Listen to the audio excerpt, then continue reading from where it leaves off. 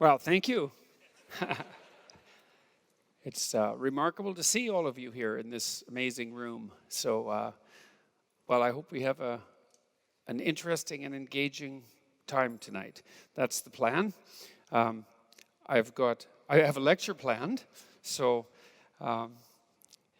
it's got a strange title. It's not that exciting, really. The first part of it is the socialization of the value hierarchy. And the second is, and the estimation of the magnitude of error. It's like, you wouldn't think you'd come and sit in here to listen to that talk, really, would you? I'm not sure I would, but it is interesting. It's a very, very interesting problem. And here's part of what the problem is, the part of the problem I'm trying to solve. Part of it is, how is your emotional stability tied up with your social identity? That's a really important question. And I think it might be the central question that I've been pursuing as long as I've been able to think intellectually. That might be the problem that I've been pursuing. Because one of the things I've been interested in is, why is it that people are so committed to their group identity, let's say, or their group beliefs, that they will, let's say, go to war to protect them, or to spread them, or that they will commit atrocities, hypothetically, in defense of them. So it's a very interesting problem, because people, when people think about the motivation for war, for example, they often attribute it to economic causes, and that just never struck me as plausible. Sometimes it's plausible, but it's not a deep solution as far as I'm concerned. It's more psychological. Our beliefs are important to us. And what does it mean? Well, there's a lot of questions there. What do you mean by belief? Exactly. Physicists generally don't go to war over their belief in one physical theory over another, so it can't be just as simple as belief. It has to be more complicated than that. And people are committed to their beliefs too, and it isn't obvious what commitment means. And so those are the things that I've been trying to unpack. What does it mean to have a belief? And what does it mean? Why is it important to you? Why is it crucial to you? There's something associated deeply. There's a deep association between belief and value. And so then that brings up another question. What exactly do you mean by value? So that's three hard questions.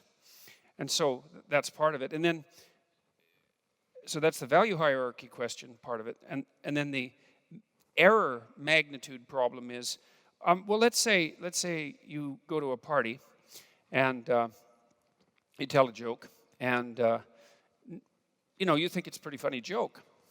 And you tell your joke, and no one laughs. And in fact, they look at you like you're rather odd. And then the question is, well, how should you respond to that? Like, what exactly does that indicate about you? I mean, does it indicate a minor flaw in an otherwise stellar personality? Because that's a possibility. Or does it mean that, like, you're a creep? Right? And maybe right down to the core. And you could even think the less that you think that it means that you're a creep, the more likely it is that you are one. So, but it's very hard to estimate the magnitude of an error. We have, how upset should you get when something that you don't want to happen happens? And it's very, very hard to figure that out. If you wake up in the morning and you have a pain, say, in your side, or you're not feeling particularly well, it's like, well, how upset should you get about that? And one answer is, well, like, maybe you're going to die in 3 months, maybe that's the beginning of pancreatic cancer and that's the end of you. And so maybe you should just be terrified into paralysis when you have a pain that you can't explain. Or maybe you should just brush it off and think, well, I'll get up and do what I usually do, and it's probably nothing. And sometimes you're right with the it's probably nothing approach, and sometimes if you don't go to the physician right away because you have some relatively trivial pain, then you're dead. And so this problem of estimating magnitude of error, importance of error, it's unbelievably difficult problem. And so I want to address both of those problems at the same time tonight. So that's the plan.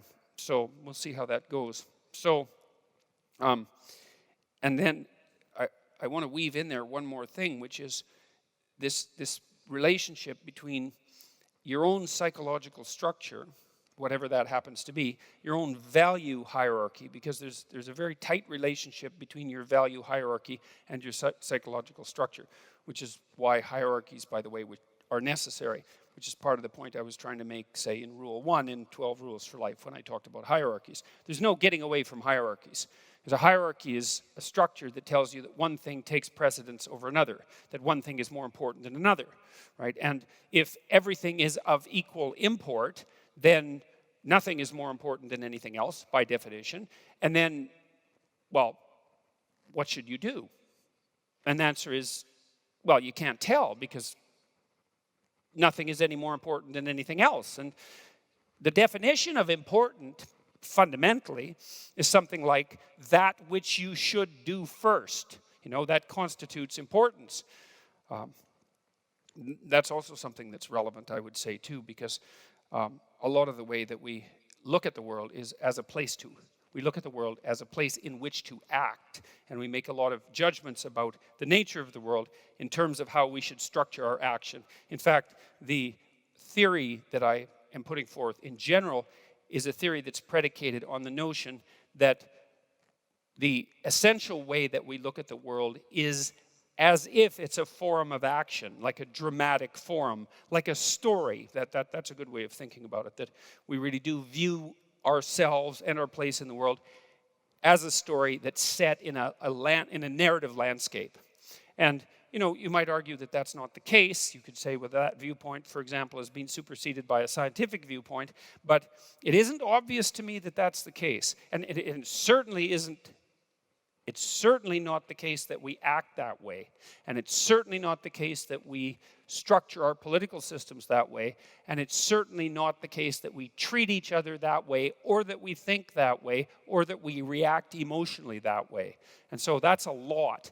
And, it's also the case that the other thing that's worth thinking about in this regard is, we've only been thinking about the world as an objective place for 500 years, something like that. I mean, maybe you could chase it back to the ancient Greeks and go back 2,000 years, but whatever. From a historical perspective, 500 years or 200 years is the same amount of time, and it's a tiny fraction of the amount of time that living creatures that were approximately like us have been around. So we got along fine without thinking about the world as an objective place for a very, very long time. We survived, and here we are. It doesn't mean it's a bad idea, but it does imply that there are other ways of looking at the world that are highly functional and that have been conserved for let's say, for evolutionary reasons. And so, if you make the case, which you might, that what you evolve to match is reality, at least you match it well enough so that reality doesn't kill you, which is more or less the definition of evolution. If you evolve to match reality in some sense, and the manner in which you evolve predisposes you to view the world as if it's a narrative of sorts, then possibly the world is a narrative of sorts, at least insofar as it concerns you. Now, what that means metaphysically, I don't know, but that's okay, because who knows anything metaphysically, virtually by definition. What's metaphysical is beyond what you know. You can speculate, but and so, I would speculate that there is something narrative about the structure of the world, but it doesn't matter. We don't have to go down that route. We can just think about this practically. So the first thing I want to tell you about that I think is really important to lay out the structure of this argument is something about the relationship between perception and emotion and motivation. And this is actually pretty simple, but people don't know it. And I guess it's simple in the way that complex things are simple when you think them through for a very long time. And understand them and then can finally lay them out, in some manner that's rather, let's say, clear, because you understand them. I derived a fair bit of this information from a book called The Neuropsychology of Anxiety by a man named Jeffrey Gray, who I think was one of the two greatest neuropsychologists of the 20th century, two or three. His Neuropsychology of Anxiety, which is on my list of recommended books, by the way, on my website, it's a really hard book. It took me like 6 months to read that book, and all of it was painful. And the reason for that was, well, books are interesting. Some aren't. Often I dog-ear the pages of books that I'm reading if I find a line or something, that I'd like to remember that I think is important. And, I have some books on my shelves that, pages are dog-eared double because there was a really amazing thought on one page and there was a really amazing thought on the other page, the facing page. And so the whole damn thing is just nothing but dog ears. And then there's other books where there's zero. When I read Nietzsche, for example, there was lots of dog ears on Beyond Good and Evil, which is a great book. And Nietzsche actually, he came up with the most arrogant statement anybody ever made about himself as an author, which is really quite impressive. To come up with the most arrogant statement, that's really something. And he was great at coming up with one-liners, philosophical one-liners. He said, I can write in a sentence what it takes other people a book to write. And then he said, that they can't even write in a book. So that's pretty good, eh? It's like arrogant, and then he topped it. It's like, yes, this is a man who could really write. Anyways, the problem with reading a book like that, Beyond Good and Evil say, is that every damn sentence is a thought, and a deep thought. And so reading Beyond Good and Evil, it's like just constantly being punched. I mean, partly you're punched because you read part of it and you don't know what the hell he says, and so then you're stupid, and so that's a punch. And then now and then you stumble across something you understand, and it's like, it's hard on you. He said he philosophized with a hammer, that he was breaking things apart, and there's no doubt about that. So now and then you run across something you understand, and then that breaks you apart because you understand it, and it takes a long time to go through the book because you have to think about it, and God, that's not good, thinking about things. Well, it isn't, because, when you think about, you already know everything in some sense. You've got a map that covers the whole world, which is sort of why you can function. And so as long as everything's going fine, you don't really have to adjust your map, and you don't have to think. But then if you come across something that makes you think, then what that means is that part of the way you were thinking was wrong. And so when you think something, when you're forced to, then some little part of what you were, your map, the way you represent the world, it has to die because it was wrong. And then it has to be replaced by this new thing. And God only knows how much of what it was that was there has to die. That's part of the magnitude of error problem. And so people don't like to think. And so it's hard to read difficult books like Beyond Good and Evil because you're just forced to think, and it's just exhausting. You wish that he would just go away, which is why they're trying to not teach difficult books in universities anymore, so that people don't have to undergo the difficult process of actually having to think and transform themselves. Anyways, I read Jeffrey Gray's book, The Neuropsychology of Anxiety, and it was like that. He was something, man.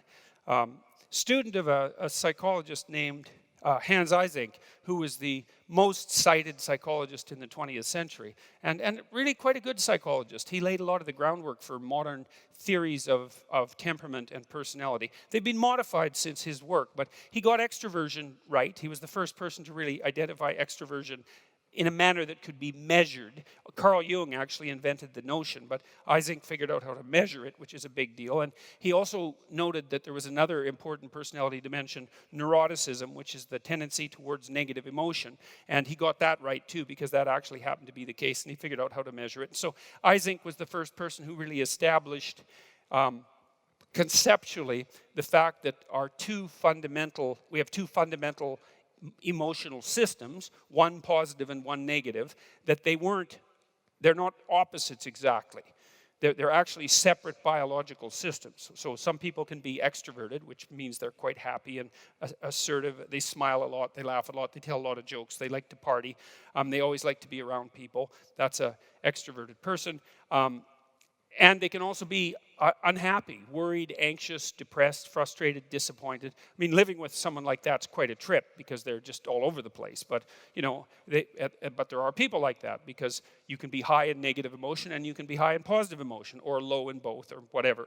And it's useful to know that. It's useful to know that about your partner and about the people around you. And if you are interested in this sort of thing, by the way, I have a personality test online at understandmyself.com, and you can go there, and it takes you about 15 minutes, and it gives you 5 dimensions of personality: extroversion, neuroticism, that's positive and negative emotion; agreeableness, which is it's probably the maternal instinct dimension, but at least it's the variance between compassion and competitive aggression. It's something like that, and that looks like a continuum.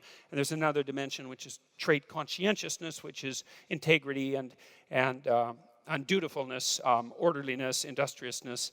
And then finally, the 5th dimension, which is openness, which is like a hybrid between intelligence, roughly, and creativity.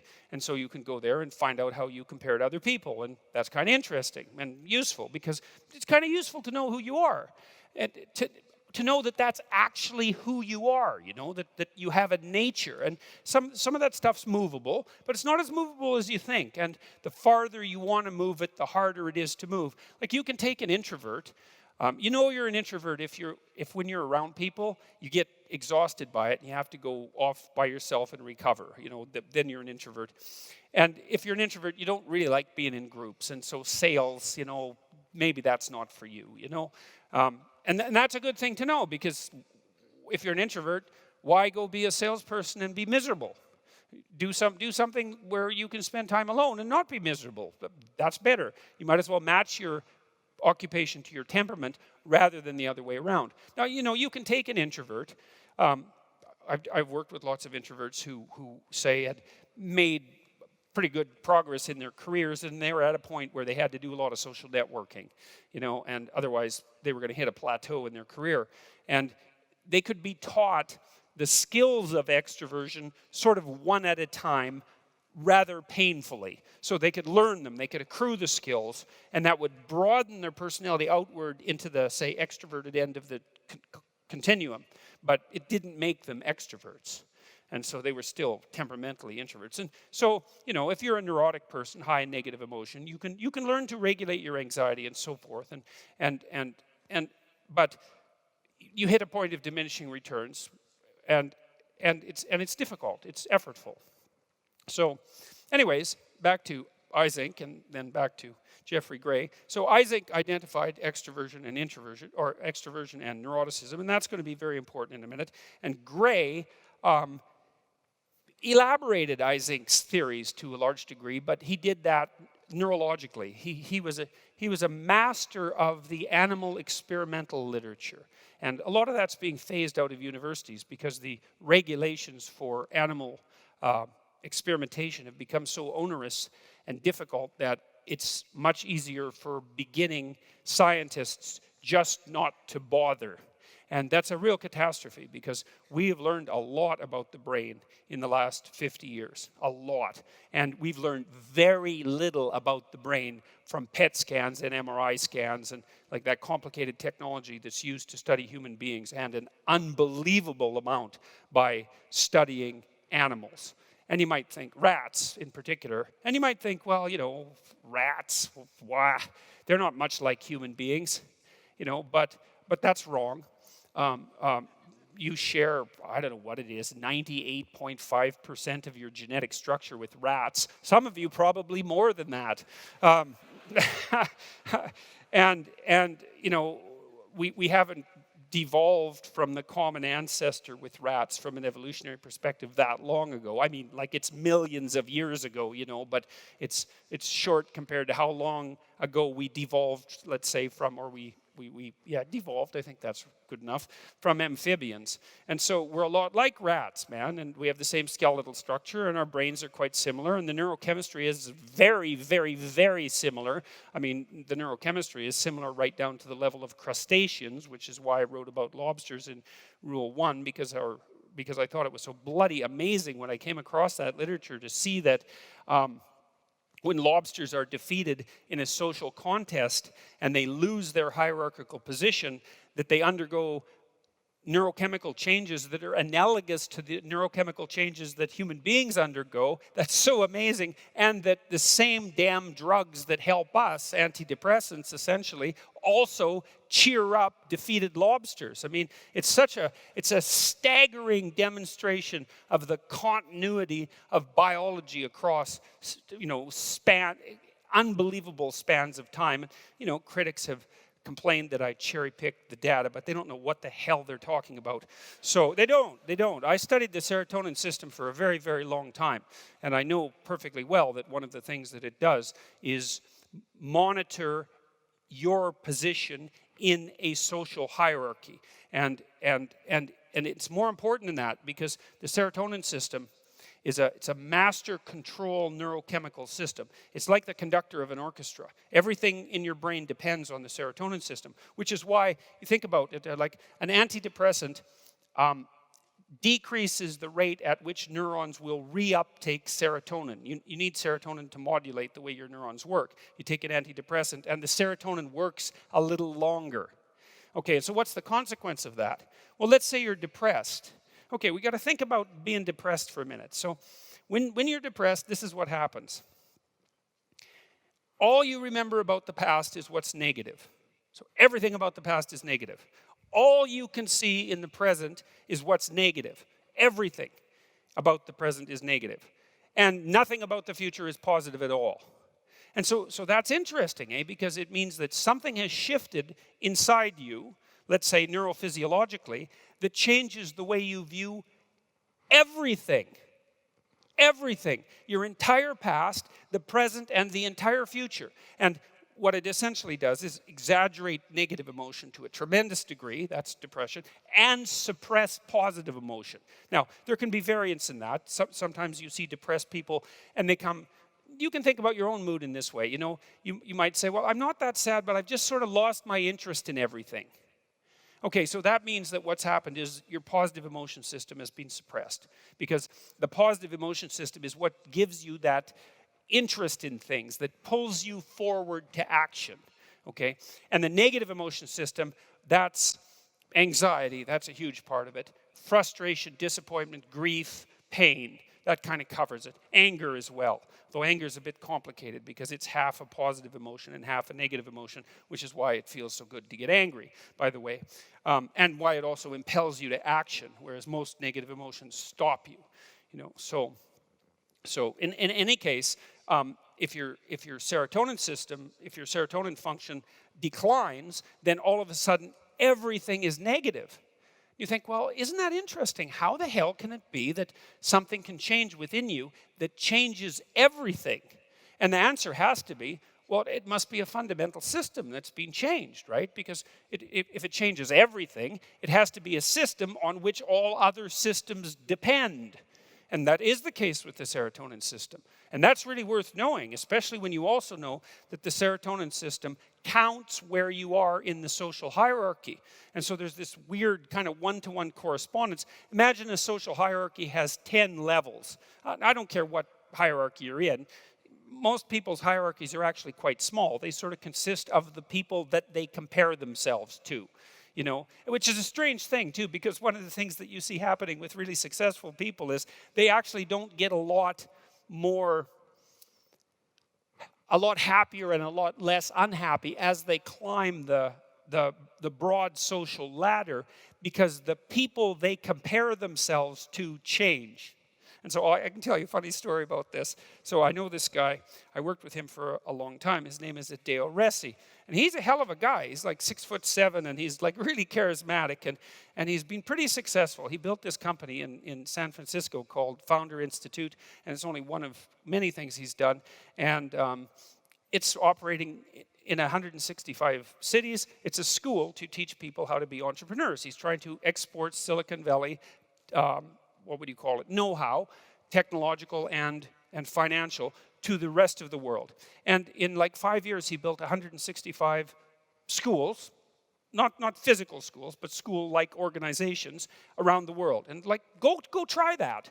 Like, that's really hard, you know? Just to build one is hard, but to do that in multiple languages all over the world, it's bloody well impossible. And then at the same time, he built his organization, started 2,500 successful companies as a consequence of building this school. That's pretty good, you know? And he was having a rough time and was talking to me on the phone about, you know, he wasn't so happy about what he'd done with his life. And he said, geez, I compare myself with my roommate, and, you know, I've hardly done anything. And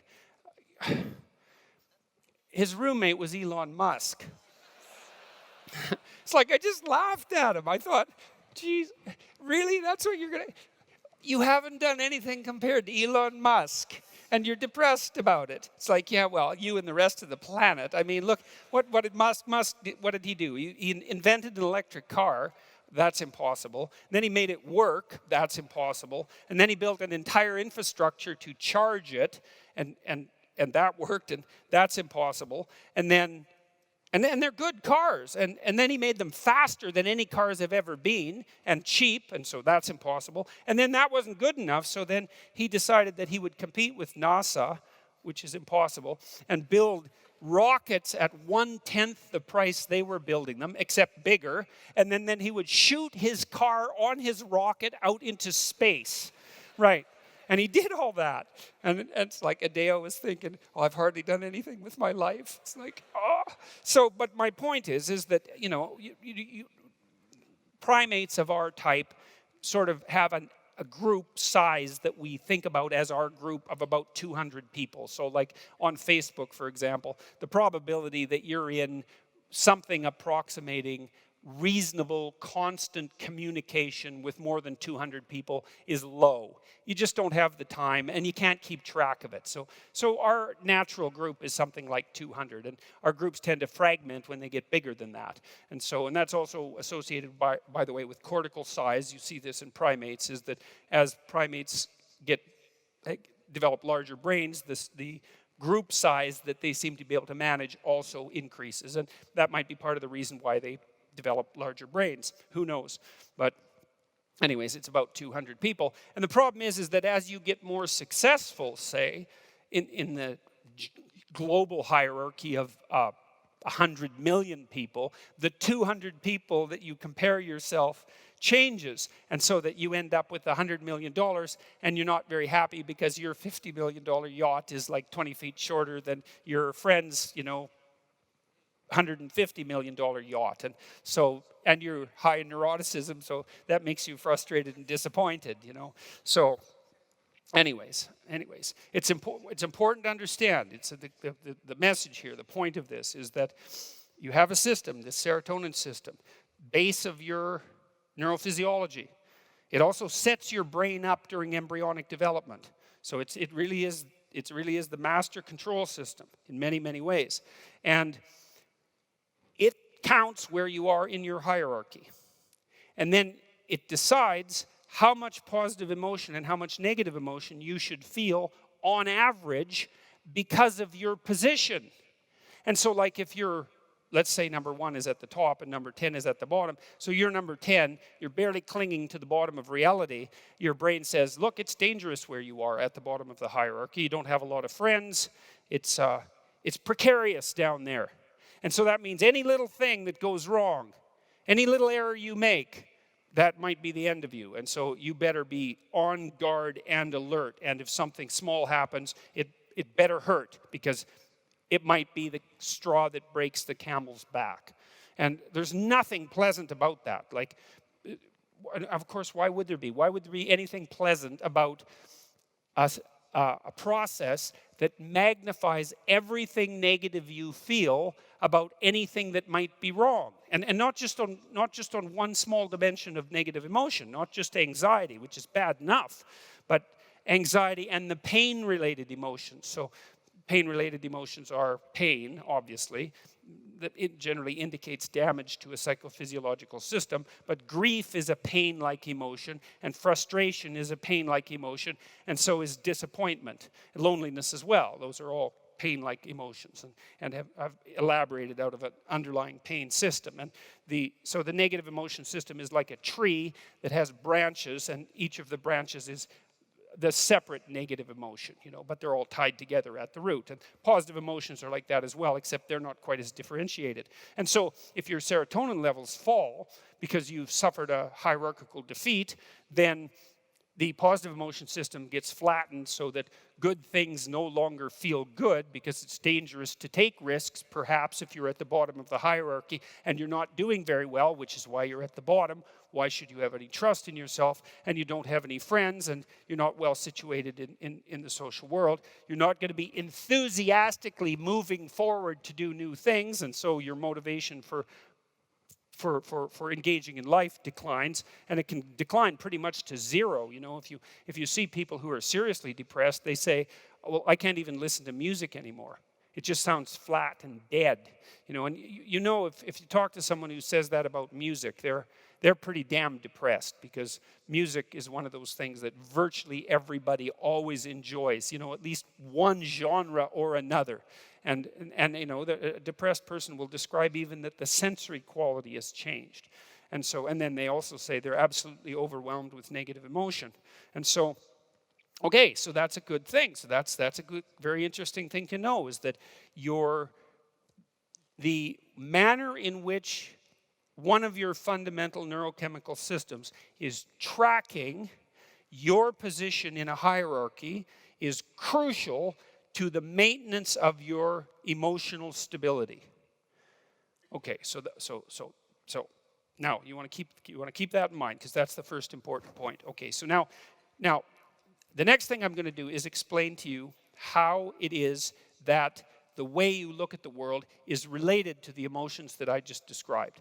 And then I'm going to talk about how that in itself is related to the idea of hierarchy. And we're going to explore from there. So when you look at the world, you think that the world is made of obvious objects, and that you look at them, and then you think about what they are, and then you think about how you evaluate them, and then you think about how you use them, and then you decide to act. And that's not the case, because the world doesn't come segregated neatly into objects. And it took people a long time to figure this out, because when you look at the world, there it is, segregated neatly into objects, right? It takes no effort at all, except takes half your damn brain to do that. Right? And we're very visual creatures. We have great visual systems.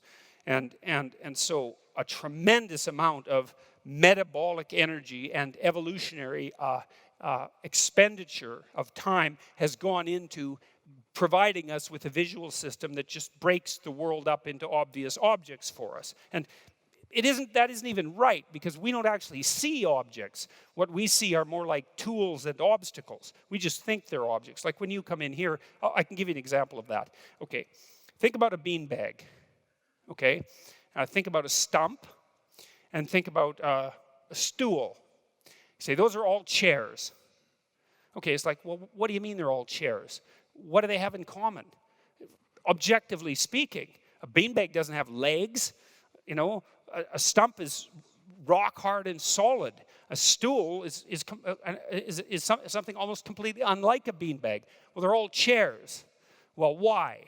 Well, the answer is you can sit on them. And so most of the things that we group together as objects, we group together as a consequence of functional utility, and not because they share a set of features that are objectively similar. And the reason that we perceive in that manner is because we don't really care that much about the objective features of the world, because we have to care about being alive. And so what we actually care about is what things do. And so we tend to see things that do things and group together perceptually things that do things. And so, when you walk into a room like this, there is a trillion things you could look at. You could look at the color variation in the carpet forever. You know, if you came in here on a psychedelic, you might even do that, right? Well, it's interesting because one of the things psychedelics do is they decrease the degree to which you view the world in an iconic manner. And then you see the incredible complexity that's underneath everything, and it's absolutely fascinating. Now, it's not good because you shouldn't come in here and just look at the carpet for an hour. You know, it's not that productive unless you're trying to equate yourself reacquaint yourself with the fundamental wonder of the world, you know, and there is some utility in that. Artists do that, but practically speaking, it's not that useful. What happens when you come in here, you know, you have a goal in mind. You're going to watch what happens on the stage. You're going to listen, and so you only see what's relevant to that, and so what you see are chairs, and chairs are things you sit on, and so they pop up into your perceptual field just like that, and then you know what to do with the chair. You sit on it, and partly the reason you know what to do with a chair isn't because you look at the chair and you think, oh, look, a chair, because you didn't do that when you came in here, right? There wasn't a single one of you that came in here and looked at the rows here and said, oh, look, chairs, right? It's self-evident that they're there. What happens is that you look at the chair and it maps, the chair maps itself onto your body. Like you prepare yourself, that the perception prepares you for the action. So as soon as you see the chair, which has a certain shape, so imagine it's a pattern that sustains itself in time, right? Because that's what a chair is. It's a pattern that sustains itself across time. And that pattern is transformed into a pattern of light, and then that's transformed into a pattern on your retina, and that's transferred into a pattern on your optical nerve, and then that's transferred into patterns all over your brain. And some of those patterns are the patterns that allow you to perceive the chair consciously, and some of them are patterns that enable your body to prepare to take this position in the chair, because part of what your eyes do is map right onto your motor system so that you look and you know what to do. And it makes you a lot faster, right? You look at something, you know what you're supposed to do with it, your body's prepared to do it. And that's kind of also what it means to understand something. You know, if you look at it and you know what it is, you know how to use it, it means you can just map the thing right onto your body. And so, people are very, very good at that. And especially as you develop expertise at something, you just get better and better and better at that. There are people that have certain forms of brain damage. Lermite syndrome, I think it was called, if I remember correctly, also known as utilization syndrome. And these are people who have a degeneration of the prefrontal cortex, which is the part of your brain that organizes your behavior, I would say, at the highest level of abstraction. So when you're thinking voluntarily about what you might do, and then you go do it, it's your prefrontal cortex that's thought that up voluntarily and then organized the rest of your brain to go do it. And so it kind of, one of the things it does is inhibit all the other things you might do. So one of the things that happens to people who have prefrontal damage, especially if it's on the right-hand side, is they get very socially inappropriate because they have all sorts of whims and motivations and emotions that would normally be inhibited by, you know, attention to context, let's say, and the desire for voluntary activity, and they lose that part of the brain, and so they get disinhibited. They can get disinhibited to the point where they have to be institutionalized or jailed because they start acting so inappropriately that they can't be controlled. And so, anyways, Lermite syndrome is utilization syndrome. And one of the things that happens to people who have utilization syndrome, let's say they're in an old folks' home, maybe it's a consequence of a degenerative neurological disease, and they're walking down the hallway and there's an open door. And they walk through it. They can't help it because what do you do with a door that's open? You walk through it. Now, you don't if you're doing something else, right? But if you're not doing something else, because you haven't got the part of you that is helping you do something else, then the object just tells you what to do. You know, and you see this with little kids too, because whenever you present them with an object, you know, they grab it right away. They often grab it and put it in their mouths.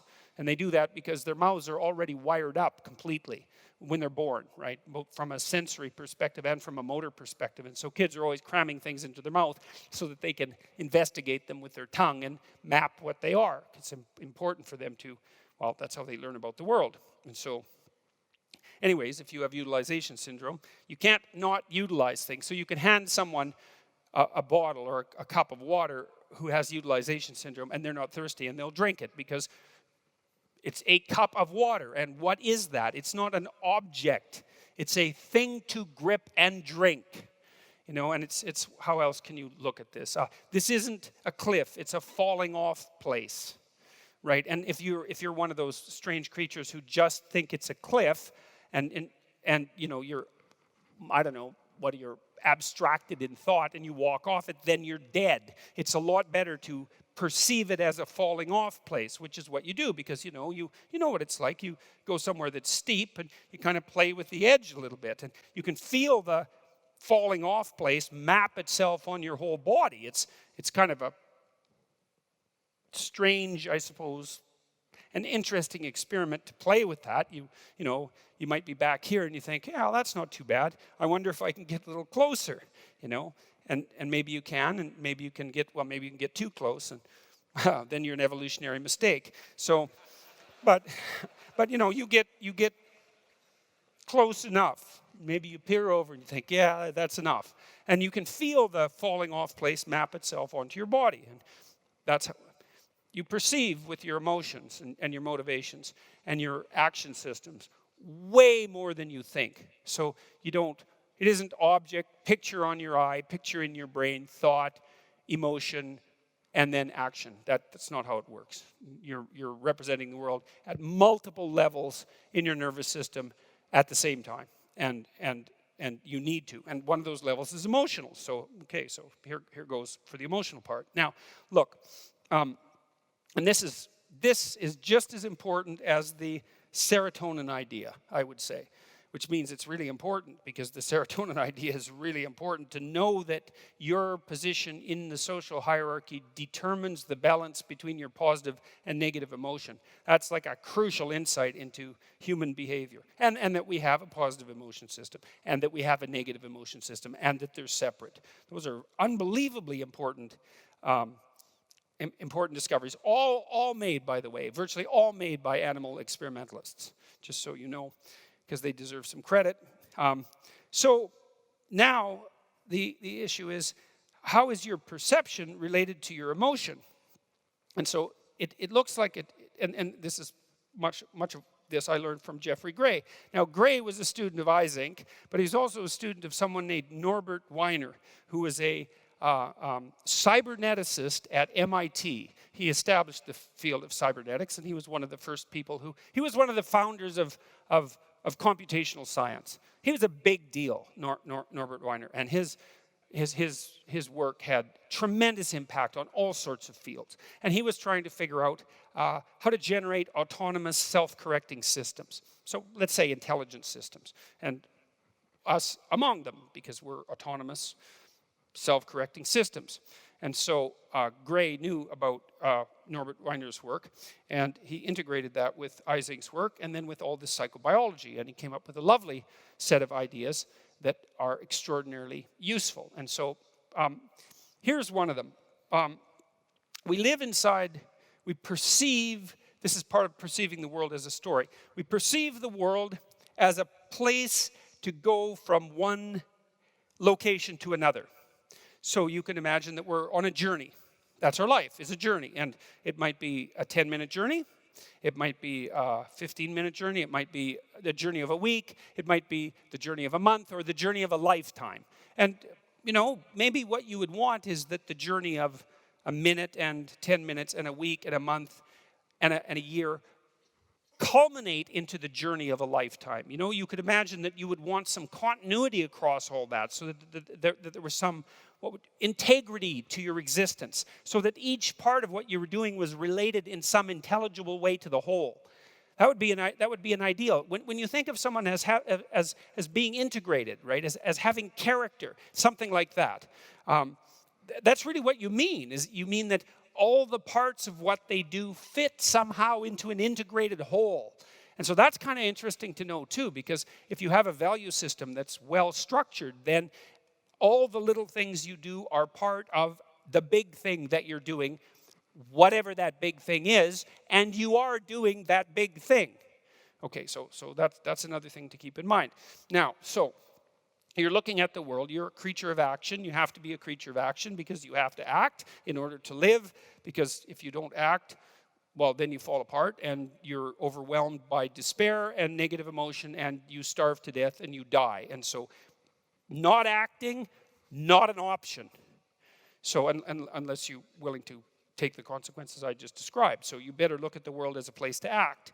And so how do you act? Well, you're somewhere. You should know where you are, by the way. That's very helpful psychologically. You know, imagine you have a map, you're in a car, and you don't know where you are. You're trying to get somewhere. The map's not helpful because you don't know where you are. And so even if you know where you're going, but you don't know where you are, the map isn't useful. And the same really does apply to your life. If you don't know where you are, it's very hard to map out where you're going. And, well, that has consequences for emotion as well, because going somewhere is actually what activates the positive emotion system. That's what it's for. The positive emotion system is to facilitate movement forward to a better place. That's its function. So that's so interesting because it means that if you're not moving forward to a better place, then you don't have any positive emotion. And so there's another conclusion that you can derive from that too, which is that if you don't have a value system, you don't have any positive emotion. Because a value system is what posits that one thing is worth doing more than another.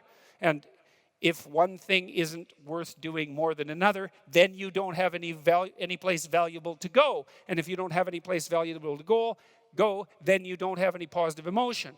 And so so when people are criticizing hierarchies, which they do a lot, especially politically. There shouldn't be hierarchies. It's like, really?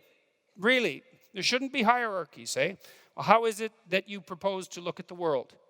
Because you look at the thing that you think is most important to look at that point.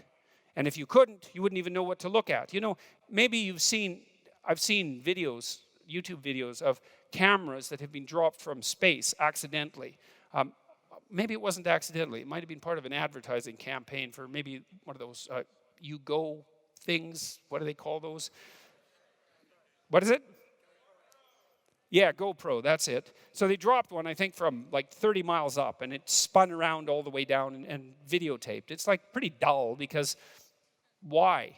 Well, because it's not pointed at anything. It's not directed towards anything. Like it's a perfectly objective portrait of reality that's absolutely pointless, right? Because nothing is zeroing in on anything. You know, and even to organize your damn vision, even to focus your eyes, you have to have a value hierarchy because you have to be focusing on something that you think is important. And if you think it's important, it has to be more important than other things. In fact, it has to be more important than everything else at that moment because otherwise you wouldn't be focusing on it. And so there's no getting rid of hierarchies, not unless you want to dysregulate your perceptual structures entirely and sacrifice your emotional stability. No more positive emotion, plenty of confusion, though, and be immobilized. And then also sit there and do nothing and suffer and die. And so let the idea that there's something intrinsically wrong with hierarchies, it's wrong. It's wrong. It's really deeply wrong. It's deeply and stupidly wrong at multiple levels. And so then the question becomes more appropriately, well, what should the hierarchy be? And not whether or not there should be one. It's like, and you know, it's not like I'm not cognizant of the negative consequences of hierarchies. It's not like they're all positive. You know, I mean, no matter what hierarchy we set up to pursue what goal, it doesn't matter what the goal is, some people turn out to be better at doing that, and some people turn out to be worse. And the people who turn out to be worse pay a fairly heavy price for being worse.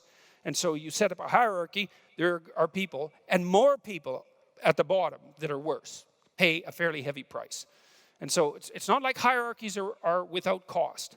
And I would say to the degree that the left end of the political spectrum has a valid point, their valid point is pay some attention to the people at the bottom of the hierarchies, because it's a rough place to be. And keep the hierarchies fair so that people can move up. And keep them focused on their tasks so they're doing useful things and aren't corrupted by people who are only seeking power. All of that, fine. No hierarchy, that's a bad idea. That's a non-starter.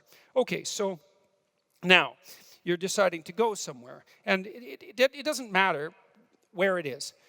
Small scale journey or large scale journey, because a large scale journey is composed of a multitude of small scale journeys. So I'll give you an example of this. I'm going to build up a moral hierarchy for you from the bottom, okay? And here's one of the things that's kind of cool about doing this, because it actually solves to some degree the mind-body problem if you do that. And so if you're sitting there thinking, geez, I wish that I could solve the mind-body problem tonight, then, maybe tonight's your lucky night, because maybe that's what's going to happen. So imagine that you're going to do something like prepare dinner. You might think that's a good thing. So that's interesting. So it's an action, but we'd also put a moral dimension on it. It's good to feed hungry people, yourself included. Maybe you do a good job of making dinner. That'd even be better. Not only are you making dinner, but you're making a good dinner. And so that makes making dinner an even more impressive moral feat, because you could make some wretched, cold, dismal, massive, glutinous catastrophe and serve it with contempt and hatred to the people that are around you. You could do that, and it would still be dinner, but it'd be a low quality. It'd be a low quality and all too common occurrence. But let's say that you do it right. It's like you're going to put some effort into it. It's going to be delicious. That'd be nice. It's going to be nutritious. It's going to be attractive, and it's going to be served with the proper attitude. You're happy that you have some food. That's kind of nice. It hasn't been all that long that everybody had food. And certainly it hasn't been all that long that everybody had a vast variety of high quality food. And so a little gratitude would be nice. And so you got your, back to the task at hand. You're going to make dinner. So the question is, well, what exactly do you do to make dinner? And it's kind of an abstract idea to make dinner. Let's go make dinner. You can say that abstractly, but when you actually go to make dinner, it's not abstract anymore. You go into the kitchen and you open the refrigerator, and that's not abstract, right? That's not mental, it's physical. You're interacting with the world. You grab the door handle on the refrigerator and you open it. And you don't really know how you do that. I know you know how to close your hand and move your arm, but you don't know how to close your hand and open the door. Your mind, that's where your mind runs out. It knows how to operate your voluntary musculature, but it doesn't know how. So your mind grounds out in your body. And I'm going to make the case that morality does that as well. And it's part of this idea that the world is an action-oriented place. You open the fridge, you think, hey, carrots. We're going to need some carrots. So you take the bag of carrots out of the fridge and you put them on the counter and you peel the carrots. And again, same thing. Bit of expert behavior there, because you've peeled carrots before. And it's a bit deterministic because you've learned how to do it habitually. And so you peel the carrots and you take out the parts that aren't so edible, if you have any sense. And then you take out your knife, and maybe you have a nice knife with a nice wide blade at the end so you can chop up carrots. It's kind of fun to do that if you're good at it, because you can, make 100 slices in 20 or 30 seconds if you've practiced it. And you take your carrot and you go, and then you have all these. You don't have to make that noise, by the way, but you can if you want. And then if you're good at it, then all the carrots are pretty much the same thickness, and that's kind of cool. You got a little expertise there, and you got all the carrots lined up, and maybe then you put them in some foil, and you add a little butter and some, cumin and a bit of pepper, and make them into a foil packet. This is what we do in Canada. You might do that. You guys barbecue, I've heard. And then you throw the things on the barbecue, and you wait till their steam puffs up the foil, and you think, done. And if you have any sense, at the same time, you're cooking the steak, and it's done at the same time, and the potatoes, and it's all done at the same time, and it's caramelized nicely, so it's got a bit of sweetness, and you've got the right amount of butter for the potatoes, and you serve it, and that's good. That's good. And it took you a long time to learn that. And there's a hierarchy there. Hey? So the hierarchy is, the lowest part of the hierarchy is the muscular movements, say, that you employ when you're slicing up the carrots. There's nothing abstract about that. And then there's the sequencing of the carrots in the foil and the placing them on the grill and all of that. And that's where the rubber hits the road. And you think, well, hey, I made a good dinner. And then you might think, well, what's making a good dinner a subset of? You might think, well, if you're a good friend, good parent, maybe one of the things that you could do is make a good dinner. Like, it's not the only thing. That I make a good dinner and so I'm a good friend. It's like, no. But maybe that's 1/5 of it or 1/10 of it. It's some non-trivial proportion of it. Necessary but not sufficient. Is that right? No, that's not right. It's not necessary.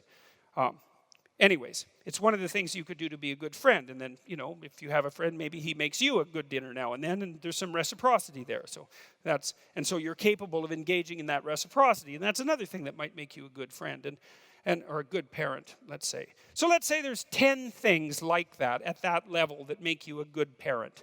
It's like, well, what? You can make a good meal. You can clean up the kitchen. That's a good thing to be able to do. You can clean up the bathroom and the rest of the house. So there's maybe 5. You know how to clean. Well, that's part 2 of being a good parent. You get along with your partner. You know how to negotiate with them. And some of the things you negotiate about are those lower level tasks that you're going to engage in. It's like, well, I made dinner. Maybe you could clean up the kitchen. And, there'd be some reciprocity there. And if you're a good person, which is getting a little higher up in the value hierarchy, then you can engage in that kind of negotiation. So, and that is exactly what you would be negotiating, is those tasks. And so maybe you're the sort of partner that can communicate with your partner, and maybe you're the sort of parent that can bring their children into the kitchen and teach them the mechanical elements of food preparation. Starting at the bottom, right? I mean, maybe you're not going to give them the sharp knife to begin with, but you might get them to set the table. It's like they're 2.5. It's like the table needs to be set. Here's a spoon. Kid, take the spoon. The kid can do that. He knows what a spoon is. You don't say, set the table for a dinner party of 20 to a 2.5-year-old, right? Because they haven't got that level of abstraction mastered. You say, you see this? Yes. Pat, pat. Here's a spoon. Yes. Can you say spoon? Spoon. Good. Take the spoon. Take it. Good. You know where the table is? Yes. How about if you go put the spoon on the table? It's like, yeah, I can do that. So the kid wanders over and puts the spoon on the table and then maybe comes back and looks at you. And they look at you to think did I get the spoon on the table right? Did I do it right? That's one thing. Did I undertake the action correctly? That's one thing. And was it a good action, right? Did I do something that was morally appropriate? They're trying to check both of those out at the same time. And you pat them on the head and you say, hey, good job, man. You're growing up. And by that, you also signify to them that growing up is a good thing. And that's also important. And then you say, well, here's another spoon. You're going to encounter lots of spoons in your life. Why don't you go put it on the table too?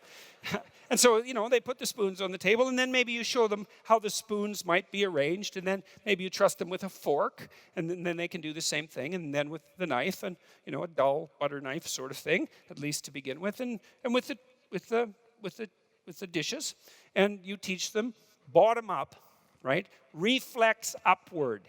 You teach them the mechanics of preparing something complex.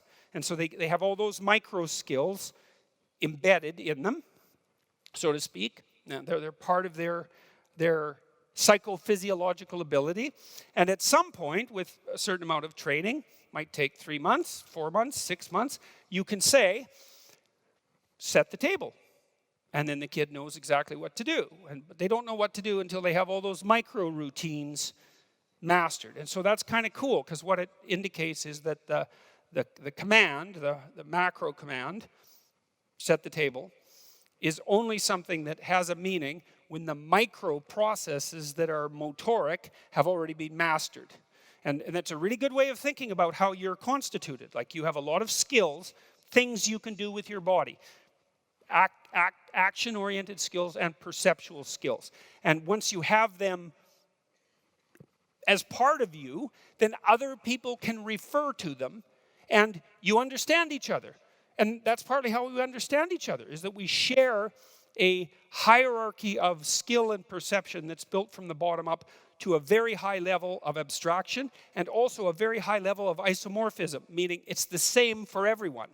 So okay, I'll explain that momentarily here. So now,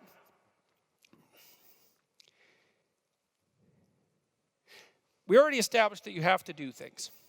And I'm going to elaborate on that claim a little bit. So you have to do things. And you have emotional systems that help you decide whether you're on the right path. Because if you have to do things, you're on a path. And if you're going somewhere, you better be on the right path. And so then you need something to tell you whether or not you're on the right path. And that's what your emotions do. Your positive emotion and your negative emotion. They're orienting systems that tell you whether you're on the right path. And the path is defined by the goal. So you need a goal. So that's the first thing to think about. It's really, really, really, really important to think about this. If your life is not the way you want it to be, it's possible that your goal is not what it should be. And that's a fundamental religious teaching, by the way. I would say that might be the fundamental religious teaching of Buddhism. Right? Because the Buddhists teach in some sense that everything is Maya or illusion. And it's a complicated idea, but partly what it means is the way the world manifests itself to you is in large part determined by your aim within the world.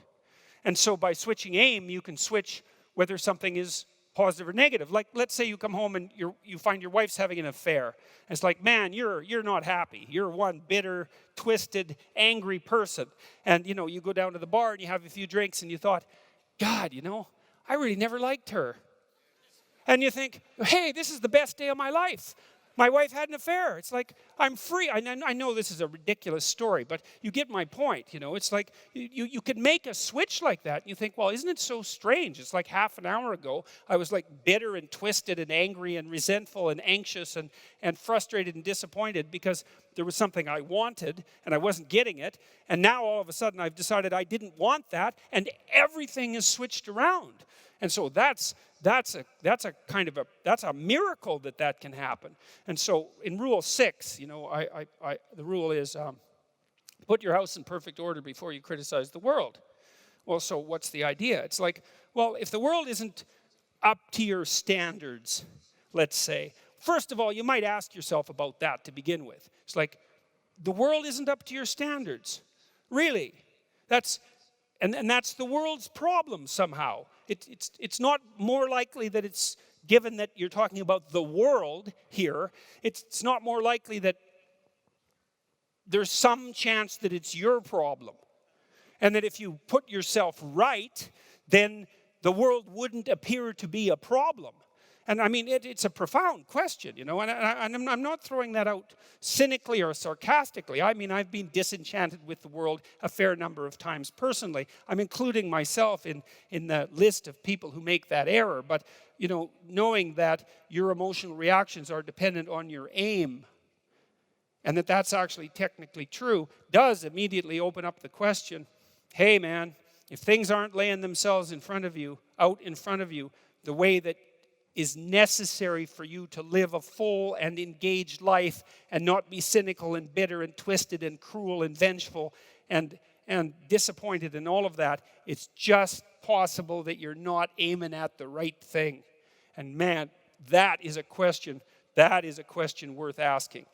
Well, it's the question people do ask. It's like, well, what's the purpose of life? Well, it's the same question. What should I aim at? Those are the same questions. And, if what you're aiming at is producing nothing but unrequited misery for you and everyone else, and it's a downhill bloody spiral into something approximating hell, then there is some possibility that you should think that perhaps your aim is off. So, and I don't want to overplay my hand on that either, too, because I know perfectly well that, if you're suffering, if you're depressed, if you're miserable, it might be a consequence of really bad luck. Like people get sick. And good people get sick, right? Everyone knows that. Good people, they get sick and they die. And so you can't say, well, if you're miserable and sick, it's because there's something, bad about you. Because then that would be the case for everyone, always, whenever they get ill. And you could just blame ill people. It's like, well, it serves you right that you're sick because you're a bad person. It happens a lot, actually, with ill people, and it's an unfortunate thing. So I know there's an element of chance to all this. And I don't want to downplay that. We are dust in the wind, to use a terrible cliche from a 70s rock song. We're blown hither and thither by events that are somewhat beyond our control. But that's still not the point. The point is that to a large degree, you can determine the manner in which the world manifests itself to you by changing your aim. And so then that opens up the entire domain of philosophy. You think, what good is philosophy? And people think that all the time. What good is philosophy? It's like, hey, philosophy is about value. Well, what use is value? Well, value determines your aim.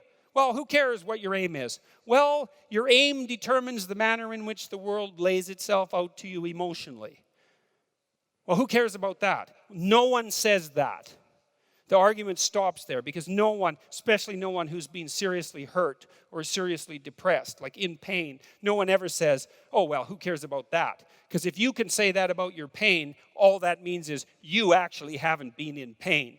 Because if you're in enough pain, you will not say that, that's for sure. So you need to know what to aim at. So now you aim at something, you've got a goal, and then you see that you're making progress towards the goal.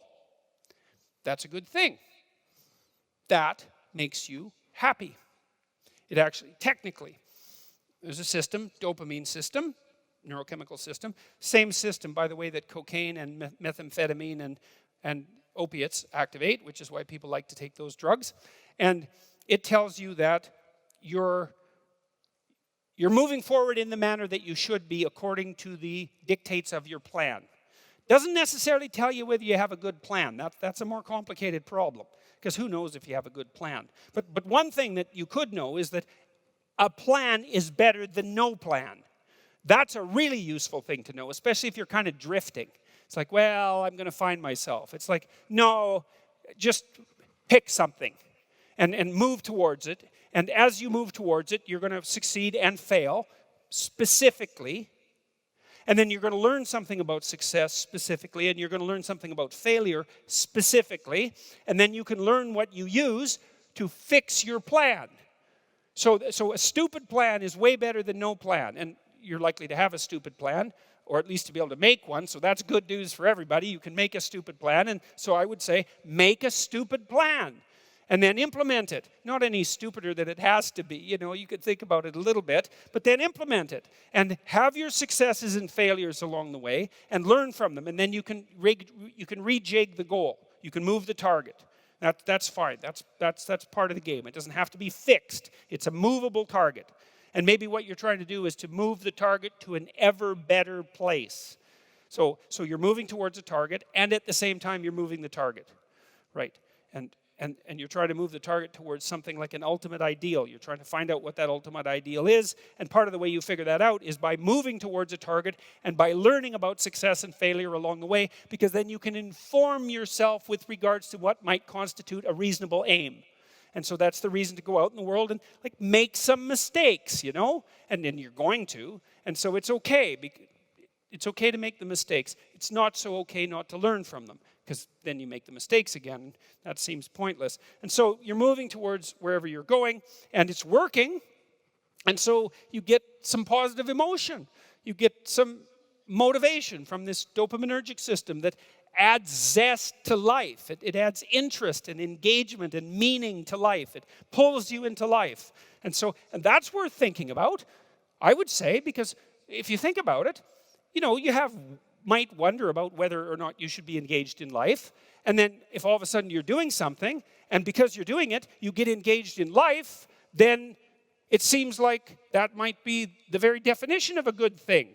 It's evidence The engagement is evidence that you're actually doing a good thing, a worthwhile thing in life with all its suffering and misery and brutality. It's like you've got a pathway, you've got an aim, you're moving forward, you're engaged. Excellent. Your nervous system, very deep down, this dopaminergic system. It's associated with a part of the brain called the hypothalamus. It's a really, really old part of the brain. It's not some new thing that popped up like 15,000 years ago. It's ancient. It's there to orient you in the world. It's part of the instinct for meaning that I talked about in chapter 7. Do what is meaningful and not what is expedient. It's a deep, deep instinct. And way down in your psychophysiological structure, not as far down as the serotonin system, but like next level up. And so if it's saying, hey man, you're on the right track, it's like, that's worth noticing. It's worth noticing. Now, you can criticize it out of existence. You can question your aim continually. It's one of the, what would you call it, dangers of our capacity to abstract. But, you know, if you're a smart person who doubts, you also might be smart enough now and then to doubt your doubt. And just to notice and to pay attention. And it's something I explain to my clinical clients and my students often. It's like, if you're trying to put your life together, watch yourself for a couple of weeks. Like you don't know who you are. Because if your life isn't together, you don't know who you are. So just watch yourself like you don't know who you are. And notice now and then if you're engaged in something. You know, and you kind of have to wake up because if you're engaged in it, you don't quite notice, right? Because you're engaged in it. But afterwards, you might think, oh, I just spent an hour and I didn't notice that it was an hour. I was in it. That's good. You're in the right place at the right time, doing the right thing. There's something about that that's right. And maybe like you're not in good shape and that happened to you like 15 minutes once in 2 weeks. It's like, that's pretty dismal. And the rest of the time it was wretched. It's like, okay, fine. Well, maybe in the next 2 weeks you see if you can do it for half an hour. And then maybe for 45 minutes. And then maybe for an hour, right? You can start practicing being in that place. That's a very useful thing to learn. It's like, oh, look, I'm interested in what I'm doing. I'm engaged in it. Now, how did I get here? Where am I exactly? And how did I get here? And how could I stay here? How could I be here more often? Those are all questions you have to ask yourself. Well, that's the beginning of philosophy as well. And you think, well, why bother? And the answer is, well, you want to be engaged in your life? Well, why would you? Well, it's positive. It's analgesic. It fights off pain. Quells anxiety. It gives you purpose. It's good for you, practically speaking. Generally speaking, if you have an aim and you're moving forward to something that's psychologically valuable, but also practically valuable. If it's really a good aim, also it's good for you now, tomorrow, the next day, the next month, because you're generally smart enough to calibrate yourself so that things that are really bad for you don't have that engaging quality. Now, it's not perfect, especially if you've messed yourself up psychologically by lying to yourself in all sorts of different ways. But it's still not a bad orienting system. And then the other thing you can also notice is, well, when are you doing things that make you feel really awful? By your own standards. It's like, oh, look, I just did something, had some interaction with someone, and now I feel awful. It's like, well, maybe you could not do that, whatever it was. You might have to think it through. What were the routines that constituted that ill-advised set of actions? And maybe you're going to have to think really deeply about it, because God only knows how much of your personality structure is involved in that error. But if it made you wretched, it made you feel like life wasn't worth living, then that might be a hint that that wasn't a good thing to do. And so then maybe you could start doing more of the things that make you engaged and less of the things that make you hate life. And that's worthy of practice, let's say. You might think about that as it's a fundamental ethical requirement, or I would say it's a fundamental form of religious meditation. That's a better way of thinking about it. And so then you're on the path. That's the straight and narrow path. It's like, I'm moving forward. I've got an aim. I'm moving forward. As I move forward, I'm engaged. It's bloody well worth walking down this pathway. And, on the left of me is terror and horror and hell and pain, and I'm avoiding that. And to the right of me, perhaps, is ego and arrogance and the things that can get out of control with regards to positive emotion. But I've got that balance right. I'm on the right pathway. Okay, and now we think about what might constitute the right pathway.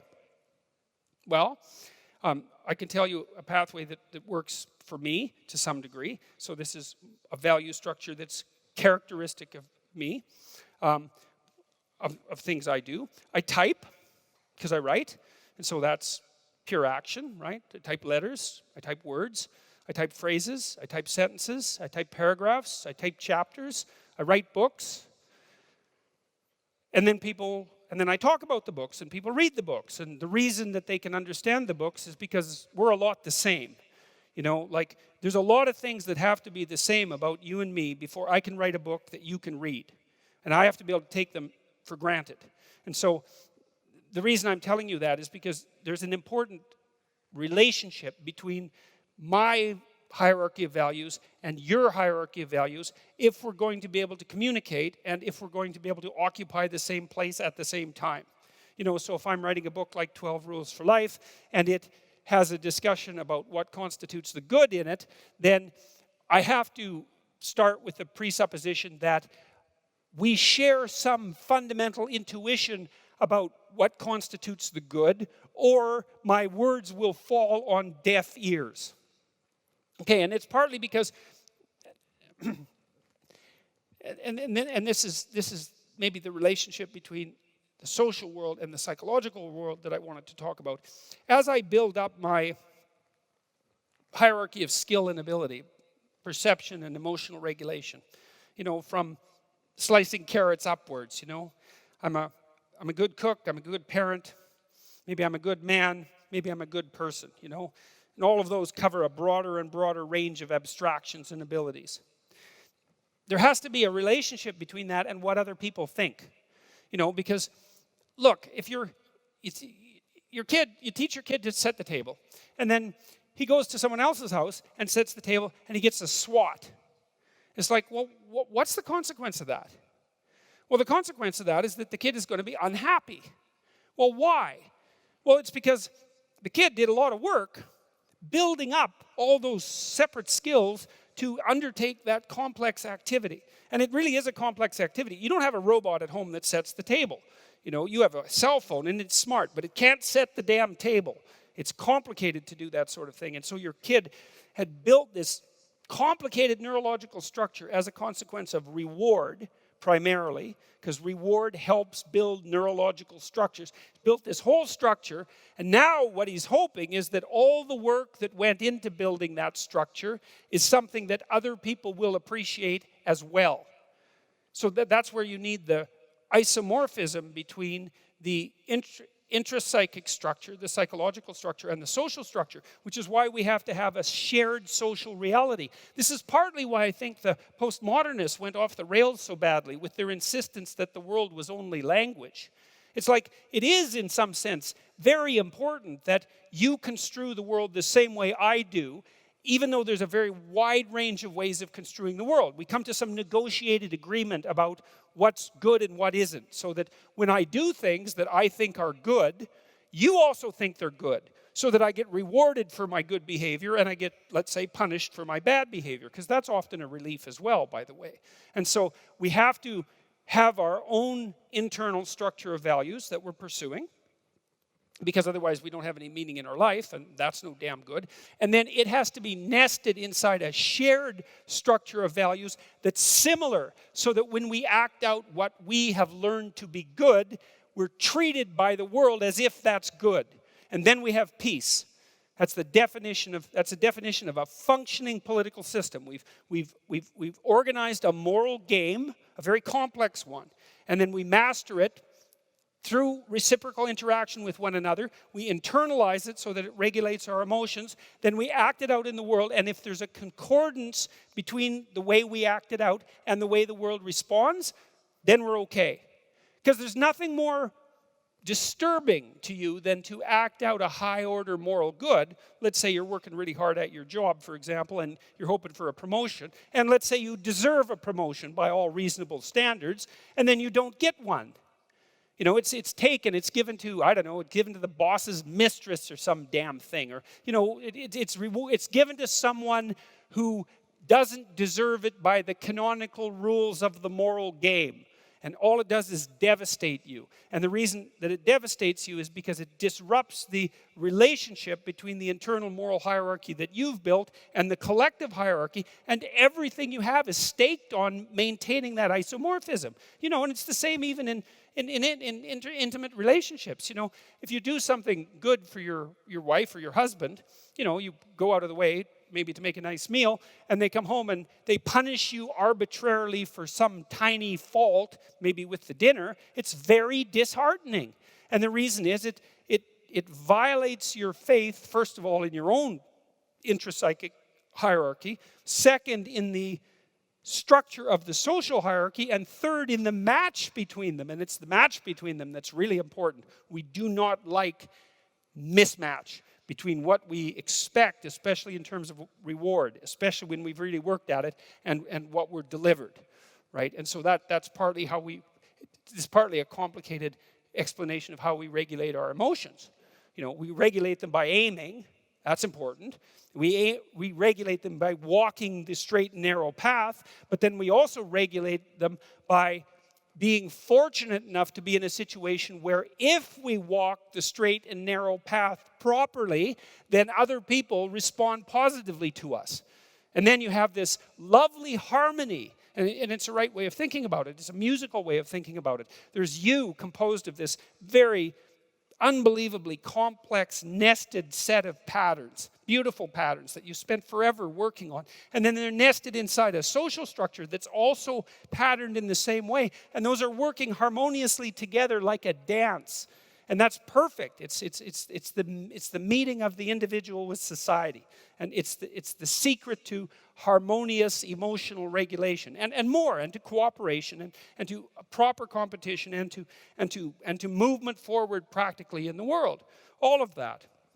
And so, okay, well, and I'll close with just a description of what a hierarchy might look like, and a brief description of how it is that you calculate when you make a major mistake. So my hierarchy would be something like this. I type letters, I type words, phrases, sentences, paragraphs. I sequence the paragraphs, I make chapters, I write books. It's all coherently laid out towards some higher order aim, all of that. And the aim is, as far as I'm concerned, to share my clinical knowledge and to educate people. And that makes sense because I'm a clinician and a researcher and a professor. And so if I was going to do that, I've decided I'm going to do that. So that's what I'm doing. And hopefully that's a good thing. And hopefully people respond to it as if it's a good thing, because then that's a good thing for me and it's a good thing for them. And so that seems to be like the very definition of a good thing. And I'm trying to set things straight, right? I'm trying to set myself straight by writing carefully. I'm trying to set the culture straight by saying what I believe to be the case. I'm trying to set other individuals straighter by communicating with them. I'm trying to ensure that we can live more harmoniously in our culture and in the world. And you think, well, those are good things to have at the outermost reaches of your value hierarchy. My friend of mine was talking to me about bricklayers the other day, and he's trying to restructure a major company at the moment. And we were talking about how to motivate people. He said, well, let's say you're a bricklayer. It's like, one damn brick after another. How are you going to be excited about that? Well, let's say you're a medieval bricklayer, right? And it's 1500, and you're working in one of the great early Renaissance cities in Europe. And it isn't a wall you're building, it's a cathedral. It's going to take 350 years. And why are you doing that? Well, it's for the ultimate glory of God, whatever that means. And so you're not putting one brick down after another. It's like you're involved in this unbelievably complicated moral structure that stretches all the way up to heaven itself, so to speak. And each of your minor actions, your local actions, is imbued with the spirit of that entire moral structure. Well, that's a philosophy. It's like, well, do you have a meaning in life? What's the meaning of life? Well, hopefully it isn't just unrequited suffering and malevolence. We could dispense with that as much as possible. That might be a good start. But then to aim high, well, that seems to be reasonable. To aim as high as you can. And we've laid out things that could be aimed at. You could constrain yourself, There are things you're not doing and things that you shouldn't be doing. You stop doing the things that you shouldn't be doing and start doing the things you should be doing. That's a good start. Wake up enough so that you can set the structures around you right. It's your moral obligation as a citizen, your responsibility, and your divine duty, I would say, from our cultural perspective, because in the West, everyone is regarded as a sovereign individual. The fate of the state, a sovereign individual on whose shoulders rests the fate and the health of the state, right? That's the fundamental presupposition. Otherwise, well, why do you get to vote? To make a mistake? Well, no, that's not it. You're supposed to be awake so that the ship of state continues to move forward in the appropriate direction. And somehow we've decided that's up to you. Why? Well, because we've also decided, hey man, you can do it. And not only that, no one else can. And so that's something to know and might be something to take seriously. It's like, who knows what the hell you'd be if you got your act together. And I think you would be. Like, you'd be a force to contend with, you know. You'd have constrained the malevolence in your own soul. And you'd have started to take advantage of the potential that's around you. And to build yourself out of that potential into God only knows what, you know. And then maybe with that wisdom you can set the structures around you in order. At least more in order than they are. Or maybe to disintegrate them a bit when they need it and to restructure them so they're even better than they are. And you can push back nature in its horrible form and invite it forward in its positive form and make things better for you and for your family and for your community. And you can approach the unknown itself and you can explore that, the potential that's out there. And you can bring back the treasure that's part of the unknown potential. And you can distribute that. And that is what you can do. And then not only that, it's what you need to do, because you need to have a meaning in your life, an aim, a value structure that's of sufficient potency and magnitude to justify the limitations and the trouble that life constitutes, right? This is no trivial business that we're involved in, right? We're all in this up to our necks, literally. It's a mortal game. You're all in. And to play it wrong is to risk suffering and hell. And I'm not talking about afterlife. I'm not talking about something metaphysical. You can generate plenty of hell right here around you. Plenty. An unlimited amount. And so you can move towards that direction, or you can move towards a positive direction. And you can orient yourself. And you can learn. This is why the postmodernists are so incorrect. It's like, look, you need an aim. You need an aim. You cannot organize the way you look at the world without an aim. It's not optional. And then the question is, well, what should the aim be? Well, probably not to radically increase the amount of misery and suffering that you experience in everyone else. I mean, maybe you want to go that route, and people do, but I think they only do when they become bitter and they give up, you know. They make mistakes they know they're making, right? It's conscious decision to go down that route. It's not like they think that's okay to begin with. Their aim's wrong. It's like, straighten out your aim. So there's an old idea, this idea of sin. Sin is a word that was derived from a Greek word, hamartia. And hamartia is an archery term, and it means to miss the target. And so you think, well, how can you miss the target? Well, you have no weapon. Well, then you miss the target. You have no target. You have no aim. Well, then you miss the target. You don't pick up your bow. Well, then you miss the target. You don't draw it back. Then you miss the target. You don't practice and miss many times, right? Because you have to do that to develop the skill to hit the target. So you're not willing to take the risk to miss. You do none of that. And so you miss the target. And that's the sin. And then you miss your life. And then what happens around you is that, well, there's far more hell than there has to be, and there's much less heaven than there could be. And it's on you. And that's part of your, what would you say, your divine value, let's say, that sets you aside along with everyone else as something, someone, some being that even the law itself has to respect intrinsically. And it's marked out in our culture by the sovereignty that you possess, and the notion that there's something in you that's made in the image of God, something that can confront the unknown and to create habitable order out of chaos and potential, and to do that properly. And that's all true as far as I can tell.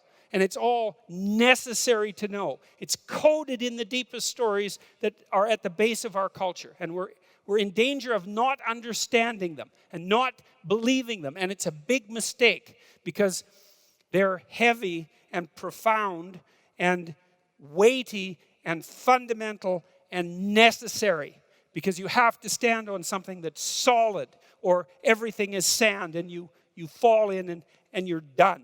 And so is everything around you. Well, so that's, what was the name of the talk? What was the name of the talk? I don't even remember what the hell I titled it now. Part of it is, yes, the relationship between your internal psychological structure and the social world. That was part of it.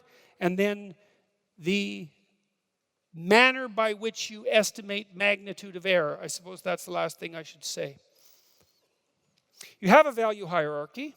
We already described what that is, ranging from the trivial motor actions that you undertake to the highest order aims. What makes you upset? Your determination of how far up in the hierarchy the error you have made has disrupted things. So you tell your kid, you didn't put that spoon on the table quite right. And then they're a little upset, but it's whatever. You twist the spoon, it's fixed. Or you say, you're a rotten kid, and you've always been a rotten kid, and I don't see that there's much hope for you in the future. It's like, well, people do that when they argue with people they love, and they do that quite a bit. It's like they're taking them out at the highest level of their value hierarchy, right? And that makes people really upset. And the reason for that is, well, it wipes out their whole map.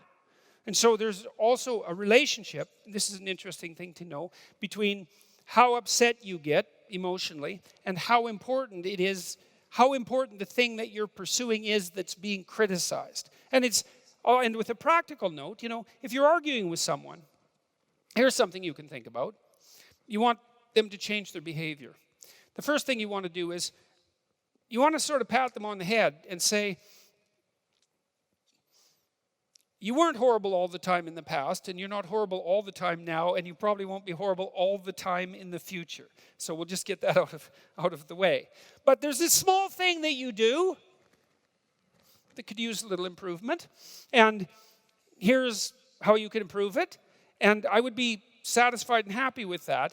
If you tried it, would you be willing to? And then they improve incrementally, and over time, maybe if you're very careful with such things and you don't do them too often, and you also allow the other person to do that to you as well, then you get incremental improvements without chopping people off at the knees, so to speak, when you're criticizing the way that they're behaving. All right. Well, how to conclude all that?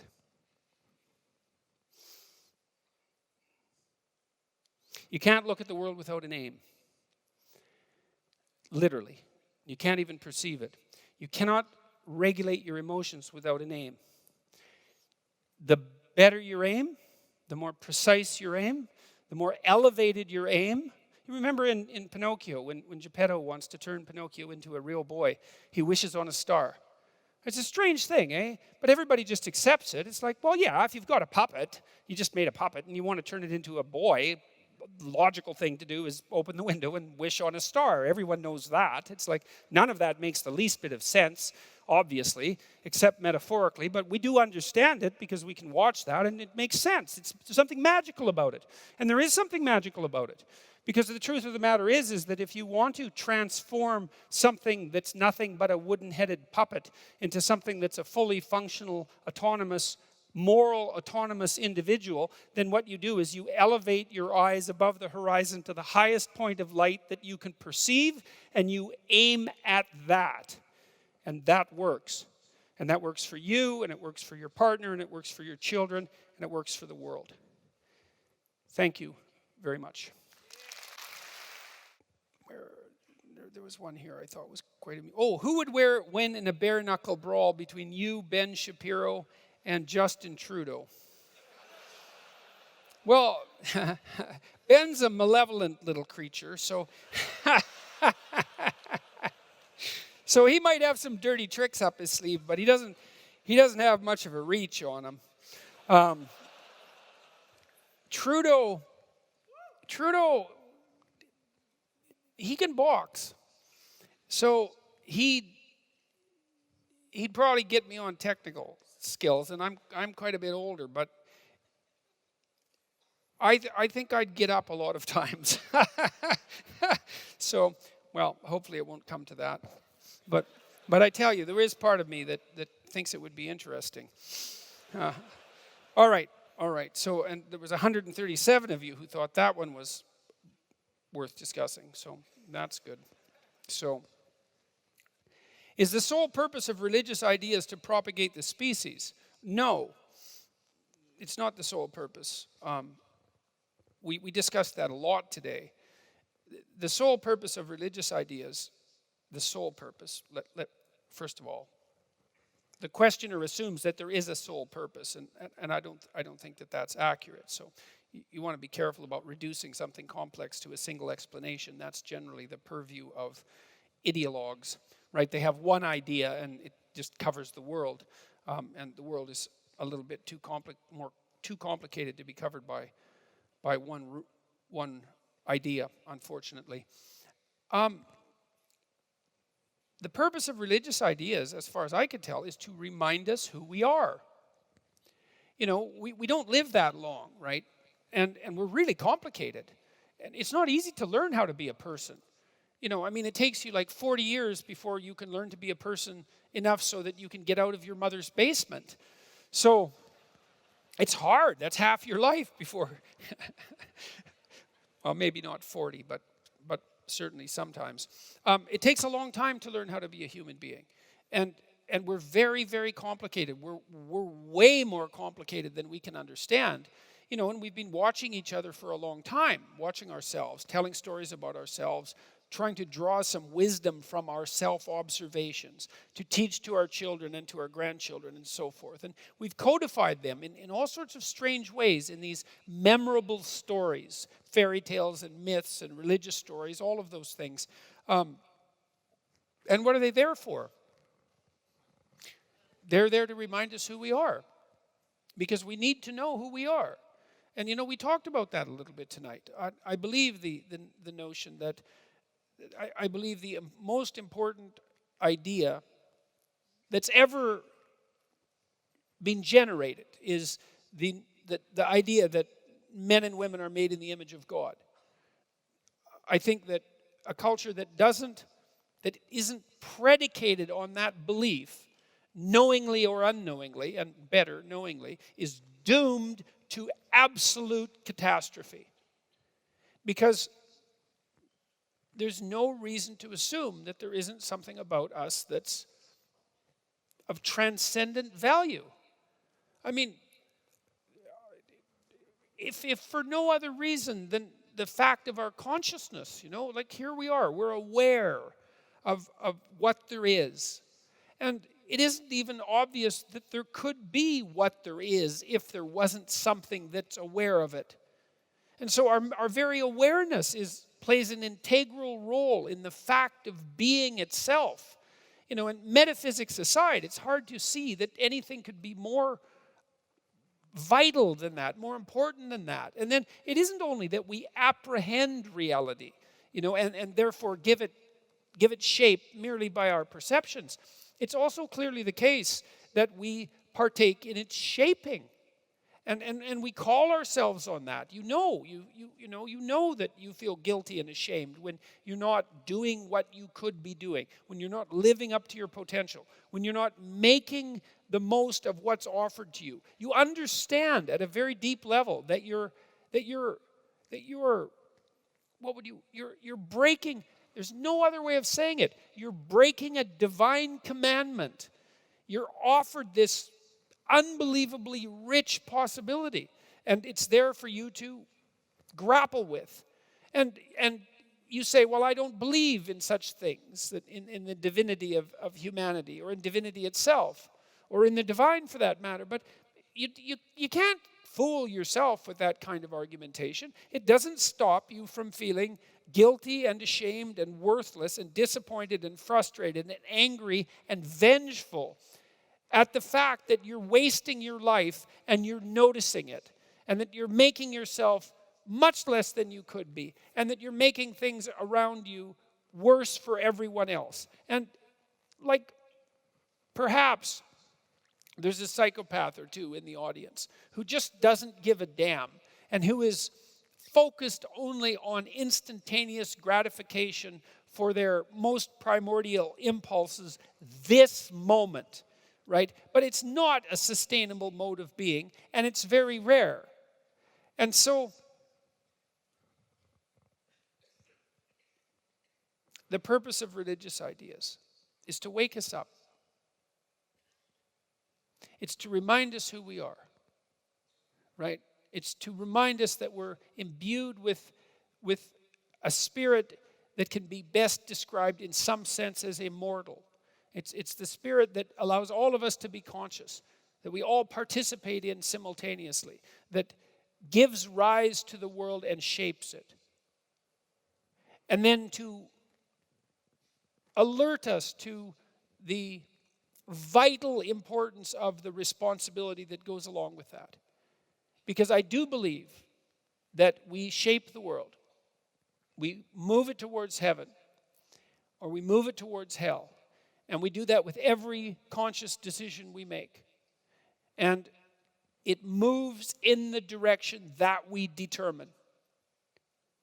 And so that's what religious stories are there to remind us of. 50% of Queensland police are now required to be women. As a bloke applying, how do I speak intelligently and effectively into this situation? What percentage of Queensland police are now currently women? Is it like 20% or 10%, or does anybody know? Is it a low percentage? It's what? It's 5. Okay, so this basically means that as a bloke applying, you don't have a hope in hell, right? Which is why 200 people thought this was an important question.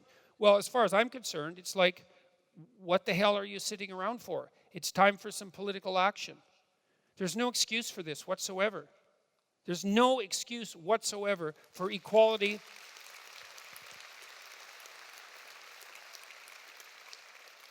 For equality of outcome measures. They're ideological to the core, and they're very oddly applied. It's like, what percentage of women are bricklayers? I know I talked about bricklayers already tonight, but it's a good example. I went on the U.S., if you go on this statistical site that's operated by the U.S. government, you can look at occupations by gender. And it's an interesting thing to do. Here's an interesting thing. You know, the most common occupation for women back in the 1950s was secretary. You know what the most common occupation for women is now? It's secretary. They don't call them secretaries now. It's usually executive assistant or something like that. And that may indicate some elevation, genuine elevation in status. But fundamentally, the most common occupation hasn't changed in, what's that, 70 years. So that's pretty interesting. Bricklayers, 99.9% of bricklayers are men. Okay, so, and then it's the same for like heavy-duty construction equipment operators, and people who are working with heavy machinery tend to be men. People who are building things, especially outside, tend to be men, overwhelmingly so. Far more even than engineers. So there's a fair number of female engineers. It's like, well, what are we going to do here? It's like, we're going to enforce gender equality of outcome across the board, sex equality of outcome across the board. Is that the theory? And how are we going to do that? Exactly. Or are we going to just do it hit and miss? It's like, oh, well, it's policemen this year. Well, how about bricklayers? It's like, why don't we pass a law, like tomorrow, that now 50% of bricklayers have to be women? It doesn't bloody well matter if the women want to be bricklayers. That's irrelevant. Who says anything about want? It's like,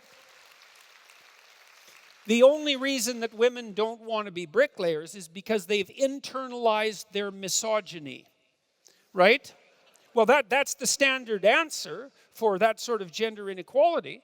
And where is it going to stop? So I think, I've thought for a long time that the left can go too far.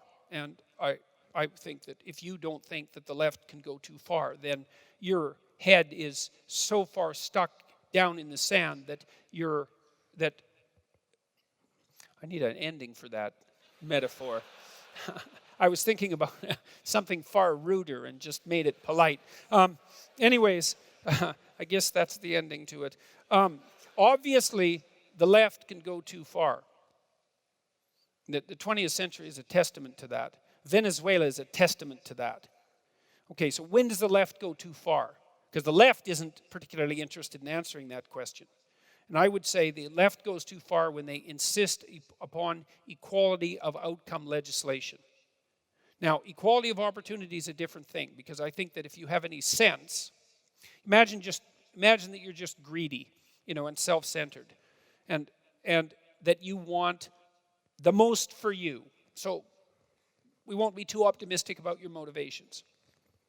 And I don't think that most people are like that, by the way. I think that people are, by and large, pretty good at reciprocal interactions, and they do like to have, nice things for themselves, but they're often hard on themselves. But they care about the people they love, and they care about their families, and they're pretty good at reciprocal interaction with other people too. So I don't think we are just innately selfish to the core. It doesn't work.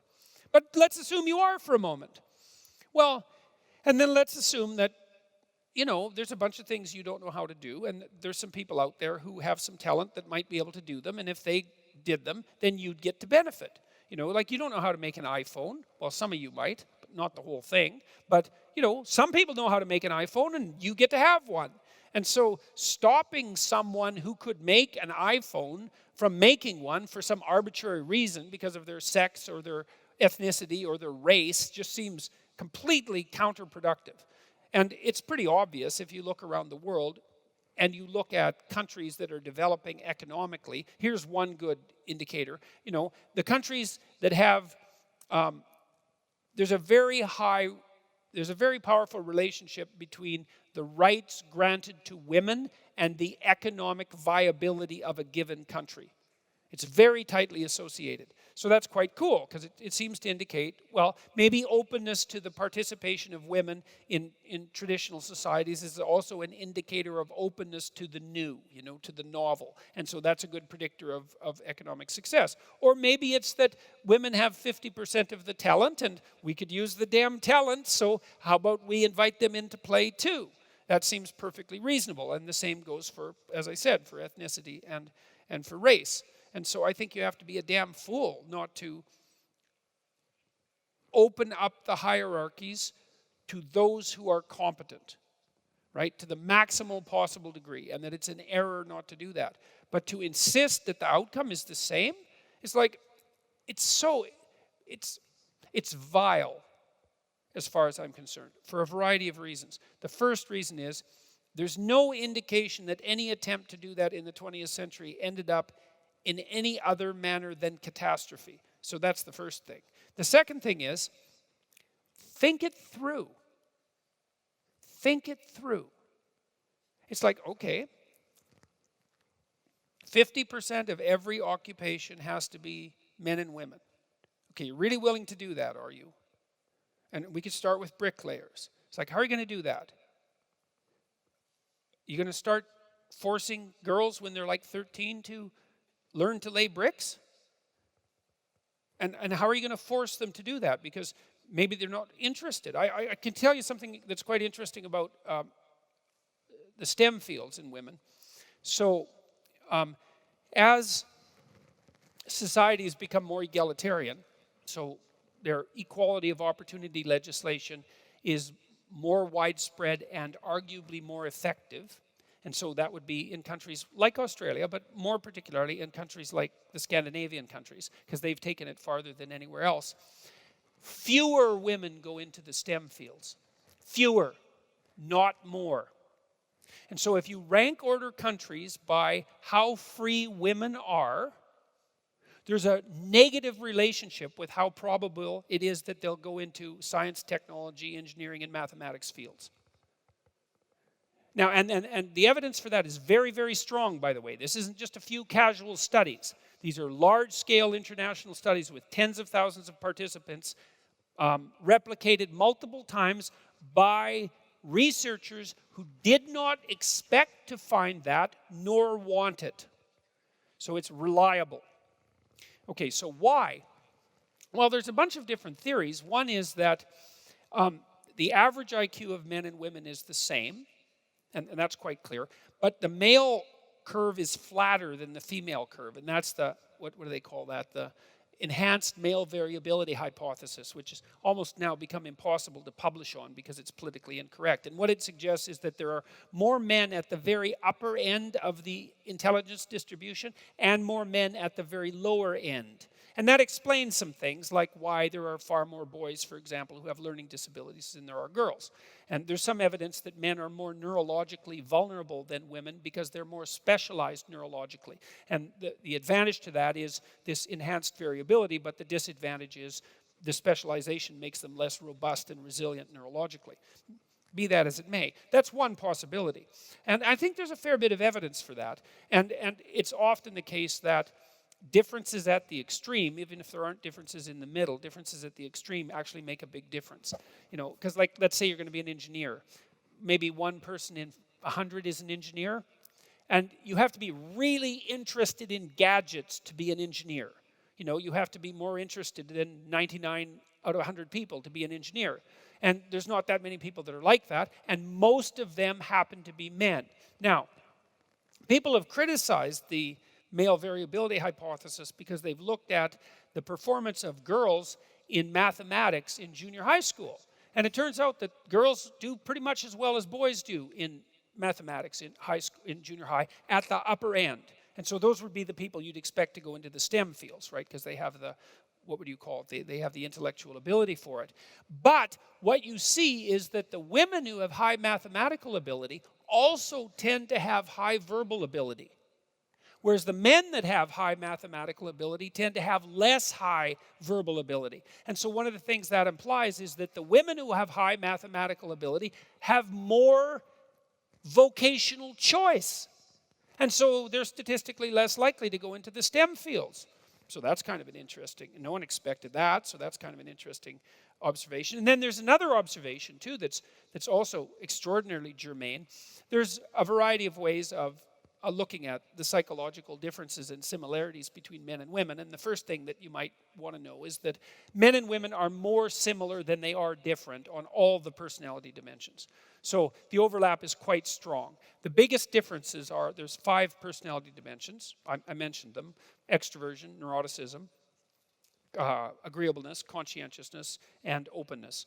The biggest differences are in neuroticism. Women are higher in negative emotion, and that kicks in at puberty, because it's not the case for boys and girls. And they're higher in agreeableness, which is partly why there are far more men in prison, which is another thing we might think about. Is like, what is that? Is that gender discrimination, precisely? Now, I'm bloody well dead serious about this. I went to a NATO conference 25 years ago, and there were a group of female scientists there who claimed that the psychiatric diagnostic criteria for childhood conduct disorder should be revamped because there were far more boys diagnosed with childhood conduct disorder than there were girls. And that's the precursor, by the way, to adult antisocial personality disorder or to criminality. And the way that you equate it by sex, if you want to do that, is you get rid of the violence. So one of the criteria for childhood conduct disorder is kicking, hitting, biting, and stealing, like criminal behavior. If you take that out of the diagnostic criteria, then you get the same number of boys and girls.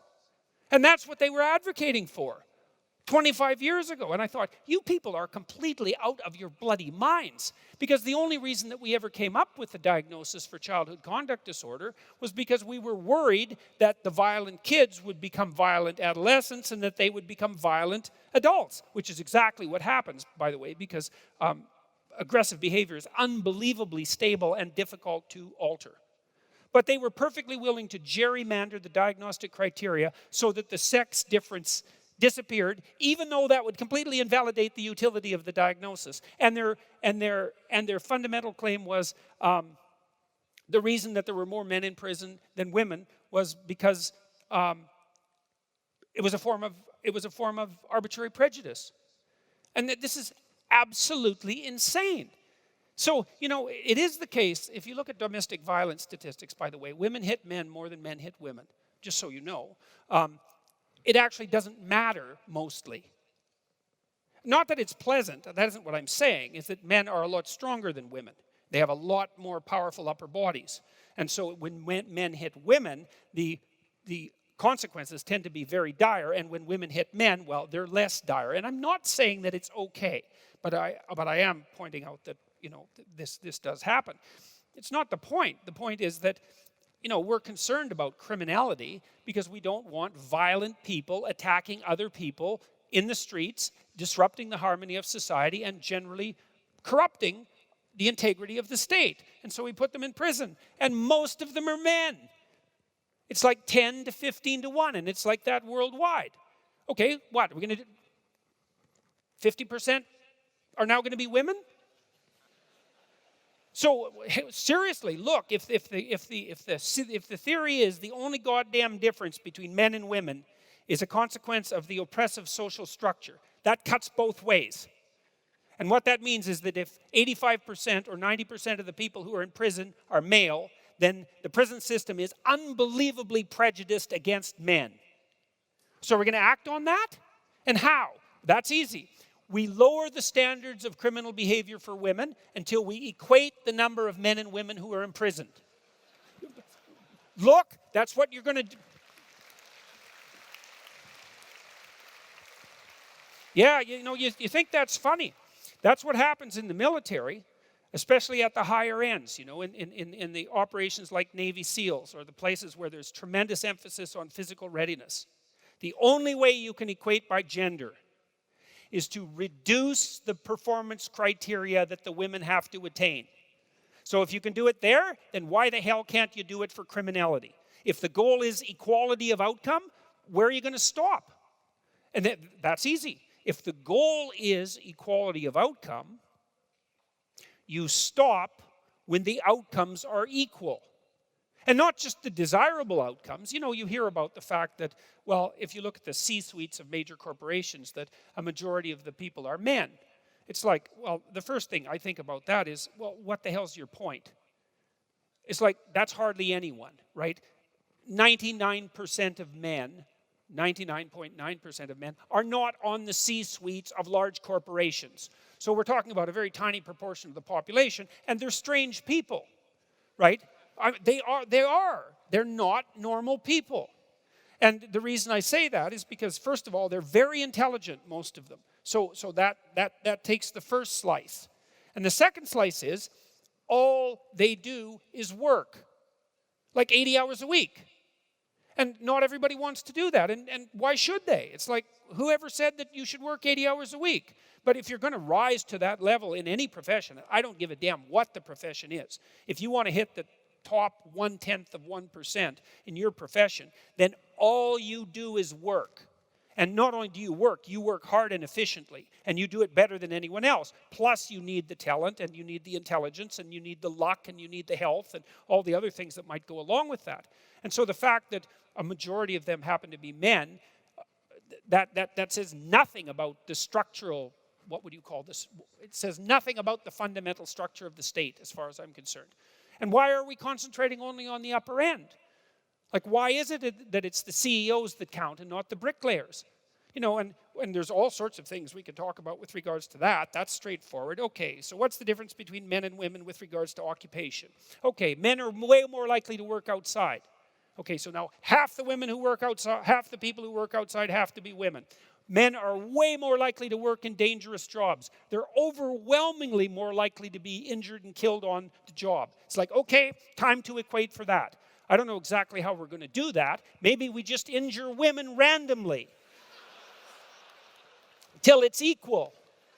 Or we force them to take the jobs. And I don't know how we do that. Okay, men are way more likely to move. That's another thing. They're also much more likely to work longer hours. Women are way more likely to work part-time. That's particularly true, by the way, in Scandinavia. And the reason they do that is because, well, they hit their 30s, early 30s usually, and they think, especially often if they're successful, I've seen this happen with women all the time, because I worked with women in law firms, really unbelievably accomplished women, because the firms would send us their best performers, and our job was to see if we could make them a little bit more productive, because if they were high performers and they were even 5% more productive, it was unbelievably valuable for the company. And so all the law firms, they just lose all their women in their 30s. And it happens everywhere. And the reason it happens is very straightforward, and all the female lawyers know this. They won't talk about it publicly, but they all know it. They did very well in high school. Then they did very well in university. Then they did very well in law school. Then they went and articled, and they did extremely well as articling students. Then they got hired as associates and did very well, and then they made partner. And it was just like linear progression. And there wasn't a lot of questioning that went along with it, because most of the people who do that are very conscientious. So they're duty bound. And so, they hit it, they have an aim, and they just execute, man, they execute. And conscientiousness, by the way, is the best predictor of success in law after intelligence. And so you have to be a conscientious person, detail-oriented. And so if you happen to be a woman like that, extraordinarily hardworking, very, very bright, you just make a beeline to partnership. But then you're 30. And that's a problem. And it's a problem for a bunch of reasons. The first is, you've hit the target, and now you're surrounded by these guys and women who are partners, and you thought that was a hell of a fine place to be. But when you get there, you find out that it's rough, it's aggressive, it's competitive, it can be nasty.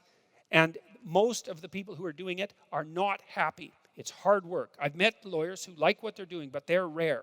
It's very competitive, and it's very harsh. And you're going to work, man.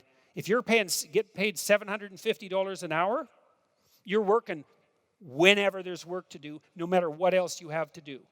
And you might be making $350,000, $400,000 a year, and that's good. But you're probably married to someone who's making approximately the same amount of money. So you actually don't need that much money, and you certainly don't need more. You might want it, but you don't need it.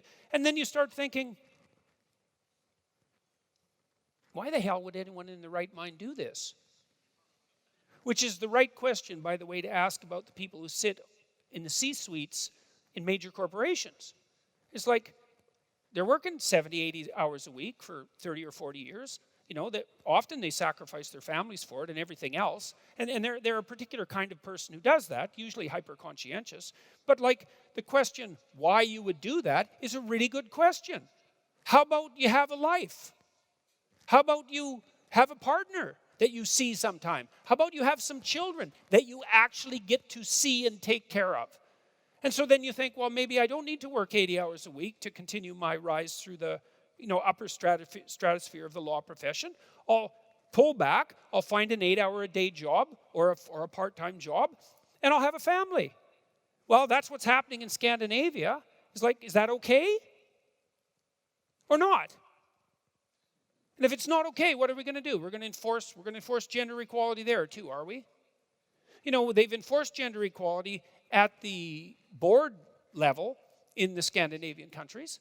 It hasn't made a goddamn bit of difference to the number of women who are in management positions in Scandinavia. And the reason for that was that wasn't the problem.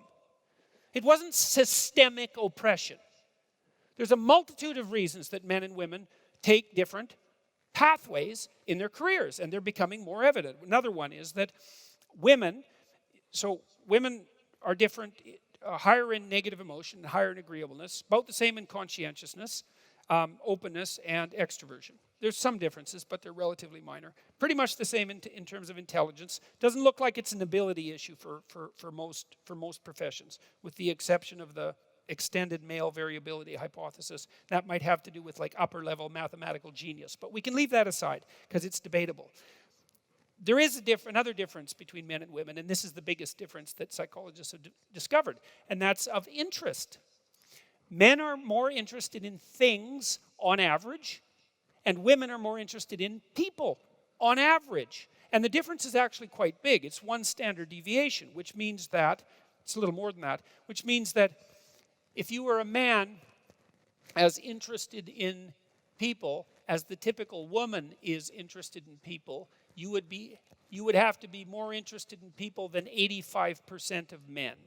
And if you were a woman who is as interested in things as the average man is interested in things, you'd have to be more interested in things than 85% of women.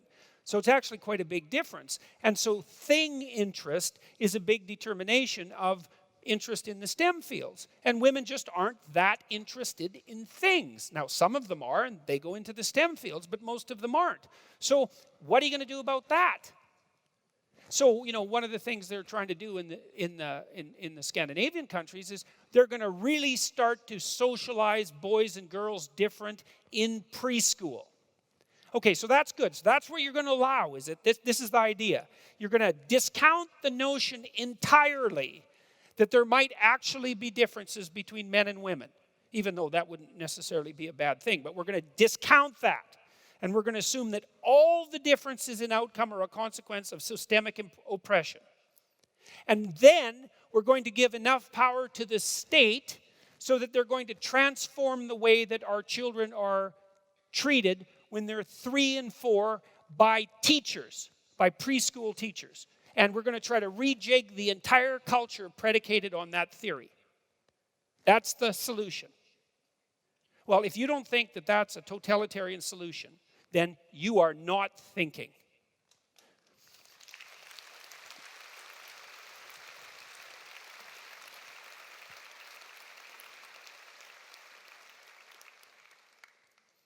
And this is the last one I'll answer. A little ornery about these questions tonight, apparently. What do you think of our state governments teaching gender fluidity concepts to primary school children? This is what I think. I think if your damn primary school teachers knew how to teach kids to read, they wouldn't have to bother teaching gender fluidity.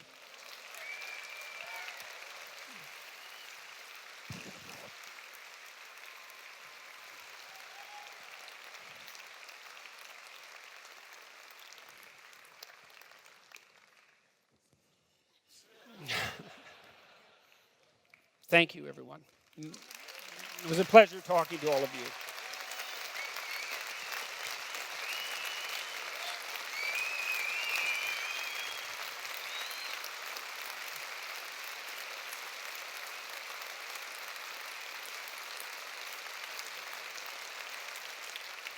You have a lovely city, by the way, and it's been a pleasure being here. Good night.